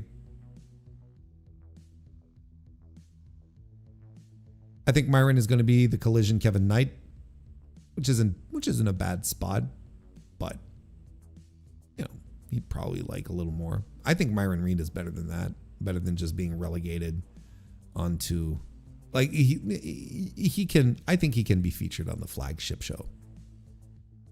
To me, he's that good. But again, I'm not telling you here. I'm not sitting here telling you, oh well, this guy is the next savior of AEW. He's the next Kyle Fletcher. You know, that's not what I'm saying. But he is very good. My Eddie versus Okada match will live in my dreams. Oh, who knows? This AEW Okada, this ain't your granddaddy's Kazuchika Okada, let me tell you. It might just happen. It's crazy because 4 years ago? How long has Okada been at the company? 3 years now? 4 years ago, you would have told me Okada versus Eddie Kingston and I would have laughed at you. Impossible. But AEW.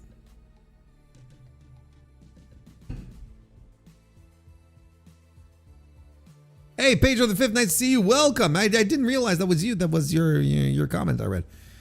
It is good to see you. Anyway, it's a good start to the C3. I mean, these are all the it's not necessarily the most exciting round. It's the same thing with the New Japan Cup, you know. I still think we need to keep an eye on Jon Moxley versus Jack Perry. You know, conventional wisdom would have you say Mox is winning this, and you know, I 100% agree. But there's still a little part of me that says, you know, if they really wanted to be bold, if they really wanted it to be bold and have a surprising upset, get Jack Perry in there, and then you go through the tournament. See, this is what would be really cool, is that you go through the tournament knowing that there's going to be a new champion. And I think that would be exciting. That would be fucking exciting. But they're probably going to keep it on Mox. We're probably going to get Nigel versus Mox at Wembley Stadium, right? That's very likely what's going to happen.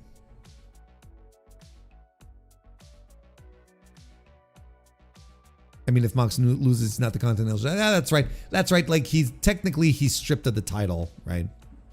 He's going in without the belt.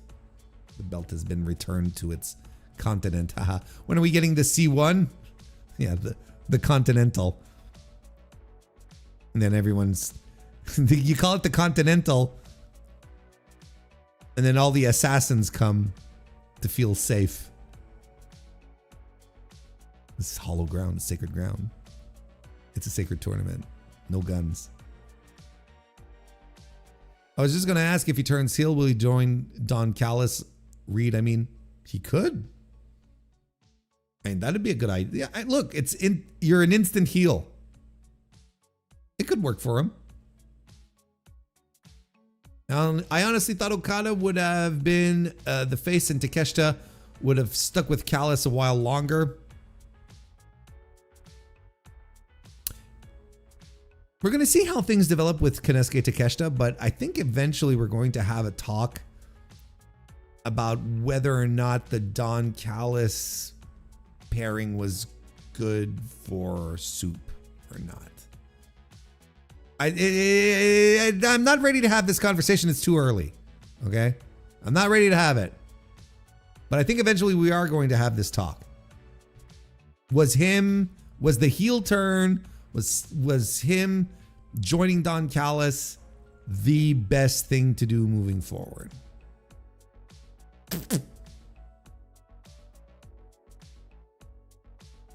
So we'll see. Tournament crazy season is crazy. The G1 Roman Reigns tournament on Raw, the C3, the 5-star. Hey, you got the N1 starting up too with the masked madman Kaito Kiyomiya. They all gave them dopey nicknames, right, for the N1.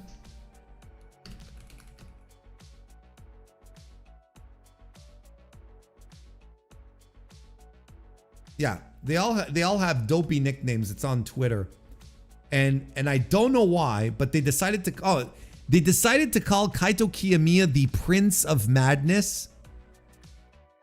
And I'm gonna tell you, if there is one wrestler that I do not associate with madness, it's Kaito Kiyomiya. The funniest nickname that was attributed to a wrestler is to Keno, where they called him Mr. Pain in the Ass. And it makes me wonder if the wrestlers were aware of these nicknames, or if they're, or if this is a shoot or a rib, I should say. And that's really funny. But they all have nicknames. They all have nicknames. I really like the Lunatic Wolf, Alpha Wolf. that's a funny one. Manabu Soya is the Passion Boss. Ooh.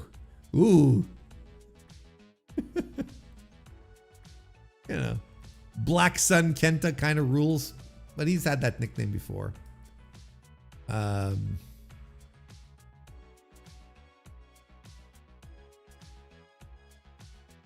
and they have Dante Chen in this too, right? The former NXT guy.